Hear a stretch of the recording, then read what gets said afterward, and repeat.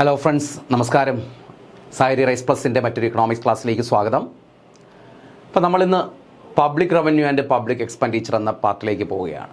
അപ്പോൾ നമ്മൾ ഇക്കണോമിക് റിഫോംസിനെ കുറിച്ചുള്ള ക്ലാസ്സുകളെല്ലാം നമ്മുടെ കഴിഞ്ഞു. അപ്പോൾ ക്ലാസ് കണ്ട് എല്ലാം മനസ്സിലായി കാണുമെന്ന് കരുതുന്നു. അപ്പോൾ നമ്മളിനി പുതിയൊരു ടോപ്പിക്കിലേക്ക് കയറുകയാണ്. Public revenue and public expenditure. പൊതുവരുമാനവും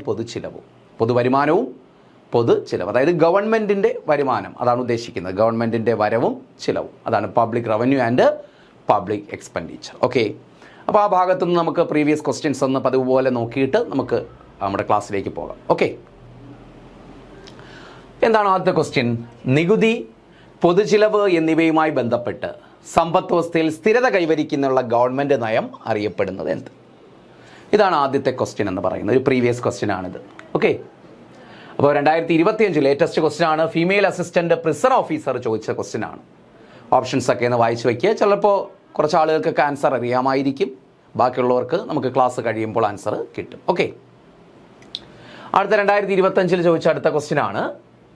identify the correct statement regarding tax and non tax revenue. കണ്ടോ, ടാക്സ് റവന്യൂ നോൺ ടാക്സ് റവന്യൂവുമായി ബന്ധപ്പെട്ട കറക്റ്റ് സ്റ്റേറ്റ്മെന്റ് എഴുതാനാണ് ചോദ്യം. Tax revenue is collected from both the individuals and businesses, while non-tax revenue is collected only from businesses. Tax revenue is collected by imposing compulsory levies, while non-tax revenue comes from government services, fees and investments. Both the tax and non-tax revenue are compulsory payments to the government. Non-tax revenue includes penalties and fines but not interest receipts. ഇതൊക്കെയാണ് options. അപ്പോൾ ഒന്ന് വായിച്ച് നോക്കി നിങ്ങൾക്കൊന്ന് പരിചയപ്പെടാൻ വേണ്ടി തന്നതാണ്. ഈ മേഖലയിൽ നിന്നൊക്കെ ക്വസ്റ്റ്യൻസ് വന്നിട്ടുണ്ട് എന്ന് അറിയിക്കാം. അടുത്ത 2025 10th level common preliminary stage 3 ചോദിച്ച ക്വസ്റ്റ്യൻ ആണ്. താഴെ പറയുന്നവയിൽ ധനനയവുമായി ബന്ധപ്പെട്ട ശരിയായ പ്രസ്താവന ഏത്? 3 സ്റ്റേറ്റ്മെന്റ് കൊടുത്തേക്കുന്നുണ്ടോ? അതിൽ ധനനയവുമായി ബന്ധപ്പെട്ട് ഫിസ്ക്കൽ പോളിസി, ധനനയം എന്ന് വെച്ചാൽ ഫിസ്ക്കൽ പോളിസിയാണ് കേട്ടോ, അതുമായി ബന്ധപ്പെട്ട് ശരിയായ പ്രസ്താവന ഏത്? ഈ നയം നടപ്പിലാക്കുന്ന ബജറ്റിൽ കൂടിയാണ്. പൊതുകടം, പൊതുചിലവ്, പൊതുവരുമാനം എന്നിവയെ സംബന്ധിച്ച് സർക്കാർ നയം. ധനനയത്തിൻ്റെ ലക്ഷ്യങ്ങളൊന്നാണ് അനാവശ്യ ചിലവുകൾ നിയന്ത്രിക്കുക. ഓക്കെ, അടുത്ത ക്വസ്റ്റ്യൻ നോക്ക്. 2023 കൂലി worker LGS office attender grade 2 ചോദിച്ചതാണ്. പരോക്ഷ നികുതി അല്ലാത്തത് ഏത്? പണ്ട് തൊട്ടേ ചോദിക്കുന്ന ഒരു ട്രഡീഷണൽ ക്വസ്റ്റ്യൻ ആണ്. പരോക്ഷ നികുതി അല്ലാത്തത് ഏത്? സേവന നികുതിയുണ്ട്, വിനോദ നികുതി, വ്യക്തിഗത ആദായ നികുതി, പരസ്യ നികുതി. കേട്ടോ, ഇതിന് ഇന്നത്തെ സമയത്ത് എന്താണ് വലിയ റെലവൻസ് ഇല്ലാത്തതാണ്. കാരണം GST ഒക്കെ വന്നതിന് ശേഷം വലിയ റെലവൻസ് ഇല്ലാത്ത ക്വസ്റ്റ്യൻ ആണിത്. ഇപ്പോൾ എന്താണ് ചോദിക്കുമെന്ന് നമുക്ക് പറയാൻ ഉറപ്പില്ലാത്ത ക്വസ്റ്റ്യൻ ആണ്, ചോദിക്കാൻ സാധ്യതയില്ലാത്തൊരു ക്വസ്റ്റ്യൻ ആണ്. അടുത്ത 2023 മറ്റൊരു ക്വസ്റ്റ്യൻ ആണ്. താഴെ പറയുന്ന പ്രസ്താവനകൾ ശരിയേത്? കോർപ്പറേറ്റ് നികുതി, വ്യക്തിഗത ആദായ നികുതി എന്നിവ കേന്ദ്ര സർക്കാർ ചുമത്തുന്നതാണ്. വസ്തുനികുതി, സ്റ്റാമ്പ് ഡ്യൂട്ടി എന്നിവ കേന്ദ്ര സർക്കാർ ചുമത്തുന്നതാണ്. കോർപ്പറേറ്റ് നികുതി, യൂണിയൻ എക്സൈസ് ഡ്യൂട്ടി എന്നിവ കേന്ദ്ര സർക്കാർ ചുമത്തുന്നതാണ്. കണ്ടോ, മറ്റൊരു ക്വസ്റ്റ്യൻ ആണ്. 2023 ബീറ്റ് ഫോറസ്റ്റ് ഓഫീസർ ചോദിച്ച ക്വസ്റ്റ്യൻ ആണ്. അടുത്ത നോക്ക്, മറ്റൊരു ക്വസ്റ്റ്യൻ നോക്ക്. 2022 എക്സൈസ് ഇൻസ്പെക്ടർ ചോദിച്ച ക്വസ്റ്റ്യൻ ആണിത്. എന്താ? Consider the following statements. Direct tax in India are overseen by the central board of direct tax and indirect tax by the central board of indirect tax and customs. Direct tax in India are overseen by the Board of Direct Taxes and Indirect Taxes by the Central Board of Indirect Tax. Direct tax in India are overseen by the Central Board of Indirect Tax and Indirect Tax by the Central Board of Direct Tax and Customs. Direct tax in India are overseen by the Central Board of Direct Taxes and Indirect Tax by the Central Board of Indirect Tax and Excise. അപ്പോൾ വലിയ statement ആണ്. പിന്നെ വായിക്കുമ്പോൾ തലയിറങ്ങിയൊന്നും വേണ്ട, വളരെ സിമ്പിളായിട്ടുള്ള കാര്യമാണ്. Class കഴിയുമ്പോൾ നിങ്ങൾക്കത് ക്ലിയർ ആയിക്കോളും. ഓക്കെ, അടുത്ത ക്വസ്റ്റ്യൻ നോക്ക്. 2022 ഡേറ്റ എൻട്രി ഓപ്പറേറ്റർ ചോദിച്ചാണ്. Among the following which tax is being subsumed as central ലെവലിൽ ചുമത്തുന്ന ടാക്സ് ഏതെന്നാണ് ചോദ്യം. ഓക്കെ, അടുത്തത് താഴെ കൊടുത്തിട്ടുള്ളവയിൽ പ്രത്യക്ഷ നികുതിക്ക് ഉദാഹരണം ഏത്? 2025 ലേറ്റസ്റ്റ് ക്വസ്റ്റ്യൻ ആണ്. LD ക്ലർക്ക് ചോദിച്ചൊരു ക്വസ്റ്റ്യൻ ആണ്. കണ്ടോ, അടുത്ത് നോക്ക്. LDC 2025 ചോദിച്ചതാണ്. അതുപോലെ ടൈം കീപ്പർ, കമ്പ്യൂട്ടർ പ്രോഗ്രാമിന് ചോദിച്ചൊരു ക്വസ്റ്റ്യൻ ആണ്. Which tax in India is commonly refers to as Google tax? നല്ലൊരു ക്വസ്റ്റ്യൻ ആണ്. ഗൂഗിൾ ടാക്സ് എന്നറിയപ്പെടുന്ന ഏതാണ്? Securities transaction tax, anti dumping duty, equalisation levy, import duty. അതായത് ഗൂഗിൾ ടാക്സ് എന്നറിയപ്പെടുന്നത് ഏതാണ്? അടുത്ത ക്വസ്റ്റ്യൻ നോക്ക്. ഇത് impact and the incidence of tax are borne by the different entities is true in the case of which among the following tax? അതായത് ഒരു നികുതിയുടെ ഭാരവും പ്രഭാവവും ബാധ്യതയും വ്യത്യസ്തമായ സ്ഥാപനങ്ങൾ അനുഭവിക്കുന്ന താഴെ പറയുന്ന ഏത് നികുതിയിലാണ്? ഏതാണ് ക്വസ്റ്റ്യൻ. ഓക്കെ, അപ്പോൾ കുറച്ച് ക്വസ്റ്റ്യൻസ് ഒക്കെ നിങ്ങൾക്ക് ഡൗട്ട് തോന്നിക്കാണും, മനസ്സിലാവാതെ വന്നിട്ടുണ്ടാകും, സ്വാഭാവികമാണ്. നമ്മൾ ക്ലാസ് കഴിയുമ്പോൾ മാത്രമേ ഇത് ക്ലിയർ ആവത്തുള്ളൂ. ഓക്കെ, അപ്പോൾ നമുക്ക് ക്ലാസ്സിലേക്ക് പോയാലോ. അപ്പോൾ ഈ പബ്ലിക് റവന്യൂ പബ്ലിക് എക്സ്പെൻഡിച്ചർ എന്ന് പറയുന്നത് ഗവൺമെന്റിന്റെ ഫിസ്ക്കൽ പോളിസിയുമായി ബന്ധപ്പെട്ടതാണ്. അപ്പോൾ ആദ്യം നമുക്ക് ഫിസ്ക്കൽ പോളിസി എന്താണെന്ന് പഠിച്ചിട്ട് പബ്ലിക് റവന്യൂയിലേക്കും പബ്ലിക് എക്സ്പെൻഡിച്ചറിലേക്കും വരാം. ഓക്കെ, അപ്പോൾ ഫിസ്ക്കൽ പോളിസി ആദ്യം നോക്കാം. ധനനയം എന്ന് പറയും. മലയാളത്തിൽ എന്ത് പറയൂടെ? ധനനയം എന്നാണ് പറയുന്നത്. ഫിസ്ക്കൽ പോളിസി നോട്ട് ചെയ്ത് വെച്ചേക്കണം. ധനനയം. മലയാളത്തിൽ ക്വസ്റ്റ്യൻ വന്നാൽ ഓർക്കുക, ധനനയം. അപ്പോൾ എന്താണ് fiscal policy? Government's policy regarding public revenue, public expenditure and public ഡെപ്റ്റ് ഈസ് കാൾഡ് ഫിസ്ക്കൽ പോളിസി. അപ്പോൾ എന്താണ് ഫിസ്ക്കൽ പോളിസി? ഗവൺമെന്റ്സ് പോളിസി, ഗവൺമെന്റിന്റെ പോളിസിയാണ്. പർട്ടിക്കുലർലി സെൻട്രൽ ഗവൺമെന്റ് പോളിസിയാണ്. റിഗാർഡിംഗ് എന്തുമായി ബന്ധപ്പെട്ട്? പബ്ലിക് റവന്യൂ, പൊതുവരുമാനം, പബ്ലിക് എക്സ്പെൻഡിച്ചർ, പൊതുചിലവ്. കണ്ടോ, നമ്മുടെ ടോപ്പിക്ക് പബ്ലിക് റവന്യൂ പബ്ലിക് എക്സ്പെൻഡിച്ചറുമാണ്. അപ്പോൾ ആ public revenue, public expenditure and public ഡെപ്റ്റ്, പൊതുകടം, ഇതുമായി ബന്ധപ്പെട്ട ഗവൺമെന്റിന്റെ നയങ്ങൾക്ക് പറയുന്ന പേരാണെന്ത്? ഫിസ്ക്കൽ പോളിസി, ധനനയം എന്ന് പറയും. ക്ലിയർ ആണല്ലോ? ഓക്കെ അല്ലേ? ഇനി fiscal policy refers to the plans implemented by the central government to maintain stable economic conditions and improve economic policies. അപ്പോൾ fiscal policy refers to fiscal policy, അതായത് ഈ പബ്ലിക് എക്സ്പെൻഡിച്ചറിനെ കുറിച്ചൊക്കെ പഠിക്കാനുള്ളത് NCERT +2 ലെവലിലാണ് പഠിക്കാനുള്ളത്. മാക്രോ ഇക്കണോമിക്സിൽ, കാരണം അവർക്ക് 2 പാർട്ടുണ്ട് +2 ലെവലിൽ. ഇക്കണോമിക്സിൽ കൊമേഴ്സുകാർക്കും ഹ്യൂമാനിറ്റീസുകാർക്കും ഇക്കണോമിക്സ് പഠിക്കാനുള്ളതിൽ മാക്രോ ഇക്കണോമിക്സ് +2ൽ അതിനകത്ത് ഗവൺമെൻറ് ബഡ്ജറ്റ് എന്ന് പറയുന്നൊരു പാഠമുണ്ട്. ഗവൺമെൻറ് ബഡ്ജറ്റ് എനിക്ക് തോന്നുന്നു 5th ചാപ്റ്ററോ മറ്റോ ആണ്. 5th ചാപ്റ്ററോ, macro ഇക്കണോമിക്സിൽ 5th chapter. അപ്പോൾ അതിൽ ഇതിനെക്കുറിച്ച് വിശദമായിട്ടൊക്കെ പ്രതിപാദിക്കുന്നുണ്ട്. ഫിസ്ക്കൽ പോളിസിയെ കുറിച്ചൊക്കെ പ്രതിപാദിക്കുന്നുണ്ട്. അപ്പോൾ അവിടെ പറഞ്ഞിരിക്കുന്ന ഒരു സ്റ്റേറ്റ്മെന്റ് ആണ് എഴുതിയിരിക്കുന്നത്. Fiscal policy refers to plans. Fiscal policy എന്ന് വെച്ചാൽ എന്താണ്? പ്ലാൻസ്, പദ്ധതികളാണ്. ഇംപ്ലിമെന്റഡ് ബൈ, ആര് ഇംപ്ലിമെന്റ് ചെയ്യുന്ന പ്ലാൻസ് ആണ്? ആര് ഇംപ്ലിമെന്റ് ചെയ്യുന്ന പ്ലാൻസ് ആണ്ടേ? Implemented by, plans implemented by the central government. Central government implement ചെയ്യുന്ന പ്ലാൻസ് ആണ് അല്ലേ? ടു മെയിൻറ്റെയിൻ, എന്തിനു വേണ്ടി? സ്റ്റേബിൾ ഇക്കണോമിക് കണ്ടീഷൻസ്, സ്ഥായിയായ സാമ്പത്തിക അവസ്ഥ നിലനിർത്താൻ. And improve economic policies. അപ്പോൾ സാമ്പത്തിക നയങ്ങൾ, ഇക്കണോമിക് പോളിസി, സാമ്പത്തിക നയങ്ങൾ മെച്ചപ്പെടുത്തുന്നതിനും സാമ്പത്തിക അവസ്ഥ സ്റ്റേബിൾ ആക്കുന്നതിനുമായിട്ട് സെൻട്രൽ ഗവൺമെന്റ് ഇംപ്ലിമെന്റ് ചെയ്യുന്ന പ്ലാൻസിനെ പറയുന്ന പേരാണ് ഫിസ്ക്കൽ പോളിസി. അല്ലെങ്കിൽ അവരുടെ ഇനിഷ്യേറ്റീവ്സിന് നമുക്ക് അങ്ങനെയും പറയാം. The initiatives implemented by the central government, അല്ലെങ്കിൽ the plans implemented by the central government. Central government എടുക്കുന്ന ഇനിഷ്യേറ്റീവ്സ് ആണ്. എന്തിനു വേണ്ടി?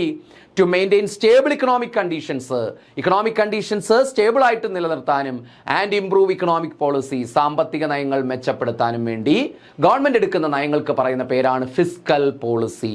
അപ്പോൾ അതിനകത്ത് വരുന്ന പ്രധാനപ്പെട്ട കണ്ടന്റുകളാണ് നമ്മൾ മുകളിൽ പറഞ്ഞത്. Public revenue, public expenditure, public ഡെപ്റ്റ്. അപ്പോൾ ഇത് പറയുമ്പോൾ നമ്മൾ ഓർത്തിരിക്കേണ്ട ഒരു കാര്യം, ഇതുപോലെ മറ്റൊരു പോളിസി ഉണ്ട്, മോണിറ്ററി പോളിസി. പണനയം എന്ന് പറയും monetary policy. That policies are undertaken by the central bank of a country. ഒരു രാജ്യത്തിന്റെ സെൻട്രൽ ബാങ്ക്, ദാറ്റ് മീൻസ് ഇന്ത്യയിലാണെങ്കിൽ RBI അണ്ടർടേക്ക് ചെയ്യുന്ന പോളിസീസിനെ പറയുന്ന പേരാണ് മോണിറ്ററി പോളിസി. മറക്കരുത്, മോണിറ്ററി പോളിസി, പണനയം എന്ന് പറയും. ഇവിടെ എന്താണ് നമ്മൾ പഠിക്കുന്നത്? ധനനയത്തെക്കുറിച്ചാണ്, ഫിസ്ക്കൽ പോളിസിയെ കുറിച്ചാണ്. ഇനി controller of fiscal policy. Fiscal പോളിസിയുടെ കൺട്രോളർ ആരാണ്? ധനനയത്തിന്റെ നിയന്ത്രകൻ ആരാണ്? ഗവൺമെന്റ് ആണ് കേട്ടോ. ഫിസ്ക്കൽ പോളിസിയുടെ നിയന്ത്രകൻ ആരാണ്ട്? ഗവൺമെന്റ് ആണ്. അപ്പോൾ മോണിറ്ററി പോളിസിയുടെ കൺട്രോളർ ആരാണ്? പറഞ്ഞേ. മോണിറ്ററി പോളിസിയുടെ പണനയത്തിന്റെ കൺട്രോളർ ആരാണ്? സെൻട്രൽ ബാങ്ക് ആണ്. ഇന്ത്യയിലാണെങ്കിൽ RBI ആണ്. ഓക്കെ. ഇനി these are policies of the central government. These are എന്ന് വെച്ചാൽ എന്താണ്? Fiscal policies are the policies of the central government. Fiscal policy എന്ന് വെച്ചാൽ ആരുടെ പോളിസിയാണ്? സെൻട്രൽ ഗവൺമെന്റ്, കേന്ദ്ര ഗവൺമെന്റിന്റെ പോളിസീസ് ആണ്. ഓക്കെ. അപ്പൊ അത് എന്തുമായി ബന്ധപ്പെട്ട പോളിസീസ് ആണ്? Public revenue, public expenditure, public ഡെപ്റ്റ്, പബ്ലിക് ഇൻവെസ്റ്റ്മെന്റ്, ഇതുമായി ബന്ധപ്പെട്ട പോളിസീസ് ആണ്. These policies are implemented through the budget. ഈ പോളിസീസ് സാധാരണഗതിയിൽ നടപ്പിലാക്കുന്ന എന്തിലൂടെയാണ്? ബജറ്റിലൂടെയാണ്. ഓരോ സാമ്പത്തിക വർഷവും ബജറ്റ് അവതരിപ്പിക്കും അല്ലേ? നമ്മളെ ഇന്ത്യയിലാണെങ്കിൽ എന്താണ്? ഫെബ്രുവരി 1-ാം തീയതിയാണ് ഇപ്പോൾ ബജറ്റ് അവതരിപ്പിക്കുന്നത്. ഓരോ ഇപ്പോഴത്തെ ബഡ്ജറ്റ് കഴിഞ്ഞതല്ലേ ഉള്ളൂ. 1-ാം തീയതി അല്ലേ? ഫെബ്രുവരി 1-ാം തീയതി ഞായറാഴ്ച ദിവസമായിരുന്നു. അന്ന് നമ്മുടെ ലോക്സഭയിൽ നമ്മുടെ കേന്ദ്ര ഫിനാൻസ് മിനിസ്റ്റർ ആയിട്ടുള്ള നിർമ്മല സീതാരാമൻ അവതരിപ്പിച്ചു? ബജറ്റ് അവതരിപ്പിച്ചു. അങ്ങനെ ആ ബജറ്റിലൂടെയാണ് പ്രധാനമായിട്ടും എന്ത് പുറത്തു കൊണ്ടുവരുന്നത്, അല്ലെങ്കിൽ എന്ത് നടപ്പിലാക്കുന്നത്? അവര് ഈ ഫിസ്ക്കൽ പോളിസി അവർ നടപ്പിലാക്കുന്നത് ബജറ്റിലൂടെയാണ്. അപ്പോൾ these policies are implemented through the budget. Central ബജറ്റിലൂടെയാണ് കേന്ദ്ര ഗവൺമെന്റ് എന്ത് നടപ്പിലാക്കുന്നത്? ഈ ഫിസ്ക്കൽ പോളിസീസ് ഇംപ്ലിമെന്റ് ചെയ്യുന്നത് അല്ലെ, ഇൻട്രൊഡ്യൂസ് ചെയ്യുന്നത്. ഇനി ഒബ്ജക്റ്റീവ്സ് ഓഫ് ഫിസ്ക്കൽ പോളിസി. എന്താണ് ഈ ഫിസ്ക്കൽ പോളിസിയുടെ ലക്ഷ്യങ്ങൾ? നല്ലൊരു പോയിന്റ് ആണ്, ചോദിക്കാൻ കൊള്ളാവുന്ന ഒരു ഏരിയയാണ് ഒബ്ജക്റ്റീവ്സ് ഓഫ് ഫിസ്ക്കൽ പോളിസി. എന്തിനു വേണ്ടിയാണ് ഗവൺമെന്റ് ഈ ധനനയം നടപ്പിലാക്കുന്നത്? ഒന്ന്, ടു അച്ചീവ് ഇക്കണോമിക് സ്റ്റെബിലിറ്റി. നമ്മൾ നേരത്തെ പറഞ്ഞ പോയിന്റ്സിൽ അതുണ്ട്. ടു അച്ചീവ് ഇക്കണോമിക് സ്റ്റെബിലിറ്റി, സാമ്പത്തിക സ്ഥിരത നേടിയെടുക്കാൻ, രാജ്യത്തിന് സാമ്പത്തിക സ്ഥിരത നേടിയെടുക്കാൻ. രണ്ട്, create employment opportunities. Create employment opportunities, എന്ത്? തൊഴിലവസരങ്ങൾ സൃഷ്ടിക്കാൻ. അടുത്തത്, കൺട്രോൾ അൺനെസസറി എക്സ്പെൻഡിച്ചർ, അനാവശ്യമായ ചിലവുകൾ നിയന്ത്രിക്കാൻ. പ്രീവിയസ് ക്വസ്റ്റ്യനിൽ പറഞ്ഞ ഈ പോയിന്റ് വന്നായിരുന്നു, നിങ്ങൾ ശ്രദ്ധിച്ചിട്ടുണ്ടോ എന്നറിയില്ല. കൺട്രോൾ അൺനെസസറി എക്സ്പെൻഡിച്ചർ, അനാവശ്യമായ ചിലവുകൾ നിയന്ത്രിക്കാനായിട്ട്, അല്ലേ? അപ്പോൾ ഇതൊക്കെയാണ് എന്തിന്റെ പ്രധാനപ്പെട്ട ലക്ഷ്യങ്ങൾ എന്ന് പറയുന്നത്. ഫിസ്ക്കൽ പോളിസിയുടെ പ്രധാനപ്പെട്ട ലക്ഷ്യങ്ങൾ. ഏറ്റവും പ്രധാനപ്പെട്ട ലക്ഷ്യങ്ങൾ എന്താണ്? Achieve economic stability, create employment opportunities, control unnecessary expenditure, അല്ലേ? ഇതൊക്കെയാണ് ഫിസ്ക്കൽ പോളിസിയുടെ പ്രധാനപ്പെട്ട ഒബ്ജക്റ്റീവ്സ്, ലക്ഷ്യങ്ങൾ എന്ന് പറയുന്നത്. ക്ലിയർ അല്ലേ? ഓക്കെ. ഇനി പബ്ലിക് റവന്യൂ. ഇനിയാണ് നമ്മുടെ പ്രധാനപ്പെട്ട ടോപ്പിക്കിലേക്ക് വരുന്നത്, പബ്ലിക് റവന്യൂ. അപ്പോൾ ഇത് ഫിസ്ക്കൽ പോളിസിയുടെ ഭാഗമാണെന്ന് മനസ്സിലാക്കുക. അതിലാദ്യത്തെ കണ്ടന്റ് പഠിക്കുകയാണ് നമ്മൾ. പബ്ലിക് റവന്യൂ, പൊതുവരവ് എന്നൊക്കെ പറയും. എന്താണ് public revenue? Refers to the income. Public revenue എന്ന് വെച്ചാൽ എന്താണ്? വരുമാനമാണ്. that the government earns. ആര് ഏൺ ചെയ്യുന്ന വരുമാനമാണ്? ഗവൺമെന്റ് ഏൺ ചെയ്യുന്ന വരുമാനം. എന്തിനു വേണ്ടി? To meet its expenditures and carry out public services. അപ്പൊ ഗവൺമെന്റിന് ഒരുപാട് ചിലവുകളുണ്ട്, അല്ലേ? ഗവൺമെന്റ് ഇപ്പൊ നമുക്കറിയാം, എഡ്യൂക്കേഷൻ സെക്ടറിൽ, ഹെൽത്ത് സെക്ടറിൽ, ഡിഫൻസുമായി ബന്ധപ്പെട്ട്, അതുപോലെ എന്താണ് സോഷ്യൽ വെൽഫെയറുമായി ബന്ധപ്പെട്ട് ഗവൺമെന്റിന് ഒരുപാട് ചിലവുകളുണ്ട്. അപ്പൊ ഗവൺമെന്റിന്റെ ചിലവുകൾ നിറവേറ്റാൻ, മീറ്റ് ചെയ്യാൻ, and carry out public services, പൊതുസേവനങ്ങൾ, ജനങ്ങൾക്കായിട്ടുള്ള സേവനങ്ങൾ നടപ്പാക്കാൻ, അതുപോലെ എന്താണ് ഗവൺമെന്റിന്റെ ചിലവുകൾ വഹിക്കാനായിട്ട് ഗവൺമെന്റ് ഏൺ ചെയ്യുന്ന ഇൻകത്തെ പറയുന്ന പേരാണ് പബ്ലിക് റവന്യൂ. അല്ലാതെ ലാഭമുണ്ടാക്കുക എന്ന ലക്ഷ്യമല്ല. അപ്പോൾ ഗവൺമെന്റിന് എന്തിനു വേണ്ടിയാണത്? ടു മീറ്റ് എക്സ്പെൻഡിച്ചേഴ്സ്, ചിലവുകൾ വഹിക്കാൻ, പബ്ലിക് എക്സ്പെൻഡിച്ചേഴ്സ് വഹിക്കാൻ, and carry out public services, പൊതുസേവനങ്ങൾ നടപ്പിലാക്കാനൊക്കെ വേണ്ടി ഗവൺമെന്റ് ഏൺ ചെയ്യുന്ന ഇൻകത്തിനെ പറയുന്ന പേരാണ് പബ്ലിക് റവന്യൂ. ക്ലിയർ ആണല്ലോ? ഓക്കെ ആണല്ലോ? ഇനി it is a key component of the public finance. ഇത് എന്തിന്റെ പ്രധാനപ്പെട്ട ഒരു ഭാഗമാണ്? Key component of public finance. പബ്ലിക് ഫിനാൻസിന്റെ ഒരു പ്രധാനപ്പെട്ട ഭാഗമാണ്. അപ്പോൾ പബ്ലിക് റവന്യൂ എന്ന് പറയുന്നത് നമ്മൾ പറഞ്ഞു ഫിസ്ക്കൽ പോളിസിയുടെ ഭാഗമാണ്. അതുപോലെ പബ്ലിക് ഫിനാൻസ്, ഫിസ്ക്കൽ പോളിസി എല്ലാം വരുന്ന ഏതിലാണ്? പബ്ലിക് ഫിനാൻസിലാണ്. അപ്പോൾ ഇത് ഈ കീ കമ്പോണന്റ് ഓഫ് പബ്ലിക് ഫിനാൻസിന്റെ ഭാഗമാണ് പബ്ലിക് റവന്യൂ. ഇനി സോഴ്സസ് ഓഫ് പബ്ലിക് റവന്യൂ. ഈ ഏരിയയിൽ നിന്ന് ക്വസ്റ്റ്യൻസ് സാധാരണ കാണാറുണ്ട്. സോഴ്സസ് ഓഫ് പബ്ലിക് റവന്യൂ, പൊതുവരുമാനത്തിന്റെ ഉറവിടങ്ങൾ. എവിടെ നിന്നൊക്കെ ഗവൺമെന്റിന് വരുമാനം ലഭിക്കുന്നു, വരവ് ലഭിക്കുന്നു, അതിന്റെ ഉറവിടങ്ങൾ ഏതൊക്കെയാണ് നോക്കാം നമുക്ക്. അത് ഈ സോഴ്സസ് നമുക്ക് പൊതുവേ ഇങ്ങനെ രണ്ടായി തിരിച്ചിരിക്കുന്നു. കാരണം ടെക്സ്റ്റുകളിലൊക്കെ കാണുമ്പോൾ പ്രധാനമായിട്ട് SCRT NCRT ലെവലിലൊക്കെ നോക്കുമ്പോൾ ഇങ്ങനെയാണ് കൊടുത്തിട്ടുണ്ടാവുക. രണ്ട്, tax revenue and non tax revenue. അപ്പോൾ സോഴ്സ് ഓഫ് പബ്ലിക് റവന്യൂ നമുക്ക് പൊതുവേ രണ്ടായി തിരിക്കാം, tax revenue and non tax revenue. നികുതി വരവുകളെന്നും നികുതി ഇതര വരവുകളെന്നും നമുക്ക് പബ്ലിക് റവന്യൂവിനെ നമുക്ക് രണ്ടായി തിരിക്കാം. അപ്പോൾ പൊതുവരവുകൾ എന്ന് പറയുന്നത് ഒന്ന് ടാക്സിന്റെ രൂപത്തിൽ, മറ്റൊന്ന് നോൺ ടാക്സ് റവന്യൂ ആയിട്ട്, നികുതി ഇതര വരവായിട്ടും ലഭിക്കുന്നുണ്ട്. അപ്പൊ നമുക്ക് അതിനകത്ത് ഇനി നമ്മൾ അതിനകത്ത് ക്ലാസിഫിക്കേഷൻ ആണ്. പൊതുവേ ഈ SCRT ടെക്സ്റ്റുകളിലൊക്കെ ക്ലാസിഫിക്കേഷൻ ടാക്സും നോൺ ടാക്സും ഉള്ളൂ. പക്ഷെ അതുകൂടാതെ നമ്മൾ കുറച്ച് ഡീറ്റെയിൽ ആയിട്ട് മനസ്സിലാക്കിയിരിക്കണം ഏതൊക്കെ സോഴ്സസ് ആണെന്ന്. അപ്പോൾ ആ സോഴ്സിന്റെ ഈ ക്ലാസിഫിക്കേഷൻ, ആ സോഴ്സിന്റെ ക്ലാസിഫിക്കേഷൻ ആണ് കൊടുത്തിരിക്കുന്നത്, അല്ലാതെ അത് മാത്രമല്ല ഉള്ളത്. ഇനി നമ്മൾ കൃത്യമായിട്ട് അതിന്റെ സോഴ്സുകൾ ഏതൊക്കെയെന്ന് പറയുകയാണ്. ഒന്ന് ടാക്സസ്, മറ്റൊന്ന് commercial revenues, administrative revenues, gifts and grants, public borrowing, അല്ലേ? These are the important sources of public revenue. അപ്പോൾ പബ്ലിക് റവന്യൂവിൻ്റെ സോഴ്സസ് ആണ് ഈ കൊടുത്തിരിക്കുന്നത്. Taxes, commercial revenues, administrative revenues, gifts and grants, public borrowings. അപ്പോൾ ഇതിനെയാണ് നമ്മൾ നേരത്തെ ക്ലാസിഫൈ ചെയ്തത് എന്തായിട്ട്? Tax revenue and non tax revenue. ഇതിൽ ടാക്സസ് കഴിഞ്ഞിട്ട് ഈ commercial revenues, administrative revenues, gifts and grants, these 3 are collectively called non tax revenue. ഇതിനെ മൂന്നിനെയും കൂടെ ചേർത്ത് നമുക്ക് എന്തെന്ന് പറയാം? നോൺ ടാക്സ് റവന്യൂ എന്ന് പറയാം. നോൺ ടാക്സ് റവന്യൂ, നികുതി ഇതര വരവ്. പബ്ലിക് ബോറോയിങ് വരില്ല കേട്ടോ. പബ്ലിക് ബോറോയിങ് നോൺ ടാക്സ് അല്ലാതെ പ്രത്യേക കാറ്റഗറിയിലാണ് വരുന്നത് പബ്ലിക് ബോറോയിങ്. അപ്പോൾ അതാണ് ആദ്യമേ ക്ലാസിഫിക്കേഷൻ പറഞ്ഞ ടാക്സസ് അല്ലേ? Tax revenue, non tax revenue. Non tax റവന്യൂവിൽ പ്രധാനമായിട്ടും കൊമേഴ്സ്യൽ റവന്യൂ വരും, അഡ്മിനിസ്ട്രേറ്റീവ് റവന്യൂസ് വരും, ഗിഫ്റ്റ്സ് ആൻഡ് ഗ്രാൻസ് വരും. ഈ പബ്ലിക് ബോറോയിങ് എന്ന് പറയുന്നത് സെപ്പറേറ്റ് സോഴ്സ് ആണ്, മറ്റൊരു സോഴ്സ് ആണ്. അപ്പോൾ ആദ്യം ഓർക്കുക, അതിൻ്റെ ഒരു ക്ലാസിഫിക്കേഷൻ, പൊതുവേ ഉള്ളൊരു ക്ലാസിഫിക്കേഷനാണ് ടാക്സും നോൺ ടാക്സ് റവന്യൂ. അത് നിങ്ങൾ മനസ്സിലാക്കുക. അതുകൂടാതെ എന്താണ് വളരെ ഡീപ്പായിട്ട് നമ്മൾ മനസ്സിലാക്കുമ്പോൾ എത്ര സോഴ്സ് ഉണ്ട്? പ്രധാനമായിട്ടും പബ്ലിക് റവന്യൂവിന് പ്രധാനമായിട്ടും 5 സോഴ്സസ് ആണ്. ടാക്സസ് ഉണ്ട്, കൊമേഴ്സ്യൽ റവന്യൂസ് ഉണ്ട്, അഡ്മിനിസ്ട്രേറ്റീവ് റവന്യൂസ് ഉണ്ട്, ഗിഫ്റ്റ്സ് ആൻഡ് ഗ്രാൻസ് ഉണ്ട്, പബ്ലിക് ബോറോയിങ് ഉണ്ട്. അത് നമ്മൾ ആദ്യം ടാക്സിനെ കുറിച്ചാണ് പഠിക്കുന്നത്. ടാക്സസ് എന്താണ്? ടാക്സസ്, ടാക്സ് എങ്ങനെയാണ് പൊതുവരുമാനമായി മാറുന്നത് നോക്കാം. Taxes are the main source of income to the government. ഗവൺമെന്റിന്റെ വരുമാന സ്രോതസ്സുകളിൽ ഏറ്റവും പ്രധാനപ്പെട്ട ഒരു സ്രോതസ്സാണ് ഏത്? ടാക്സ് എന്ന് പറയുന്നത്, നികുതികൾ എന്ന് പറയുന്നത്. Tax are payments that people or organisation must make to the government. Taxes are payments, നമുക്ക് എല്ലാവർക്കും അറിയാവുന്ന കാര്യമാണ്. Taxes are payments that people or organisation, ജനങ്ങളോ സംഘടനകളോ അല്ലേ, പീപ്പിൾ ഓർ ഓർഗനൈസേഷൻ, ജനങ്ങളോ അതുപോലെ ഇൻസ്റ്റിറ്റ്യൂഷൻസോ must make to the government. Government എന്താണ്? മസ്റ്റ് മേക്ക്, മാൻഡേറ്ററി ആണ്, നിർബന്ധപൂർവ്വം അടച്ചേ പറ്റൂ. അപ്പോൾ വ്യക്തികളോ സ്ഥാപനങ്ങളോ ഗവൺമെന്റിന് നിർബന്ധപൂർവം അല്ലേ ആ കൊടുക്കുന്ന പേയ്മെന്റ്സിനെ പറയുന്ന പേരാണ് ടാക്സസ്. അത് നമ്മൾ നിർബന്ധപൂർവ്വം കൊടുത്തേ പറ്റുകയുള്ളൂ. അതാണ് പറയുന്നത് must make to the government. These payments are mandatory. കണ്ടോ, നമ്മൾ ഓർത്ത് വെക്കേണ്ട പോയിന്റ്സ് ആണ് ഇതൊക്കെ. ക്വസ്റ്റ്യൻസിൽ കാണും, ഓപ്ഷൻസിൽ കാണും. These payments are mandatory. ഈ ടാക്സ് പേയ്മെന്റ്സ് എന്താണ്? മാൻഡേറ്ററി ആണ്, എന്താണ്? നിർബന്ധപൂർവ്വം കൊടുക്കേണ്ടതാണ്.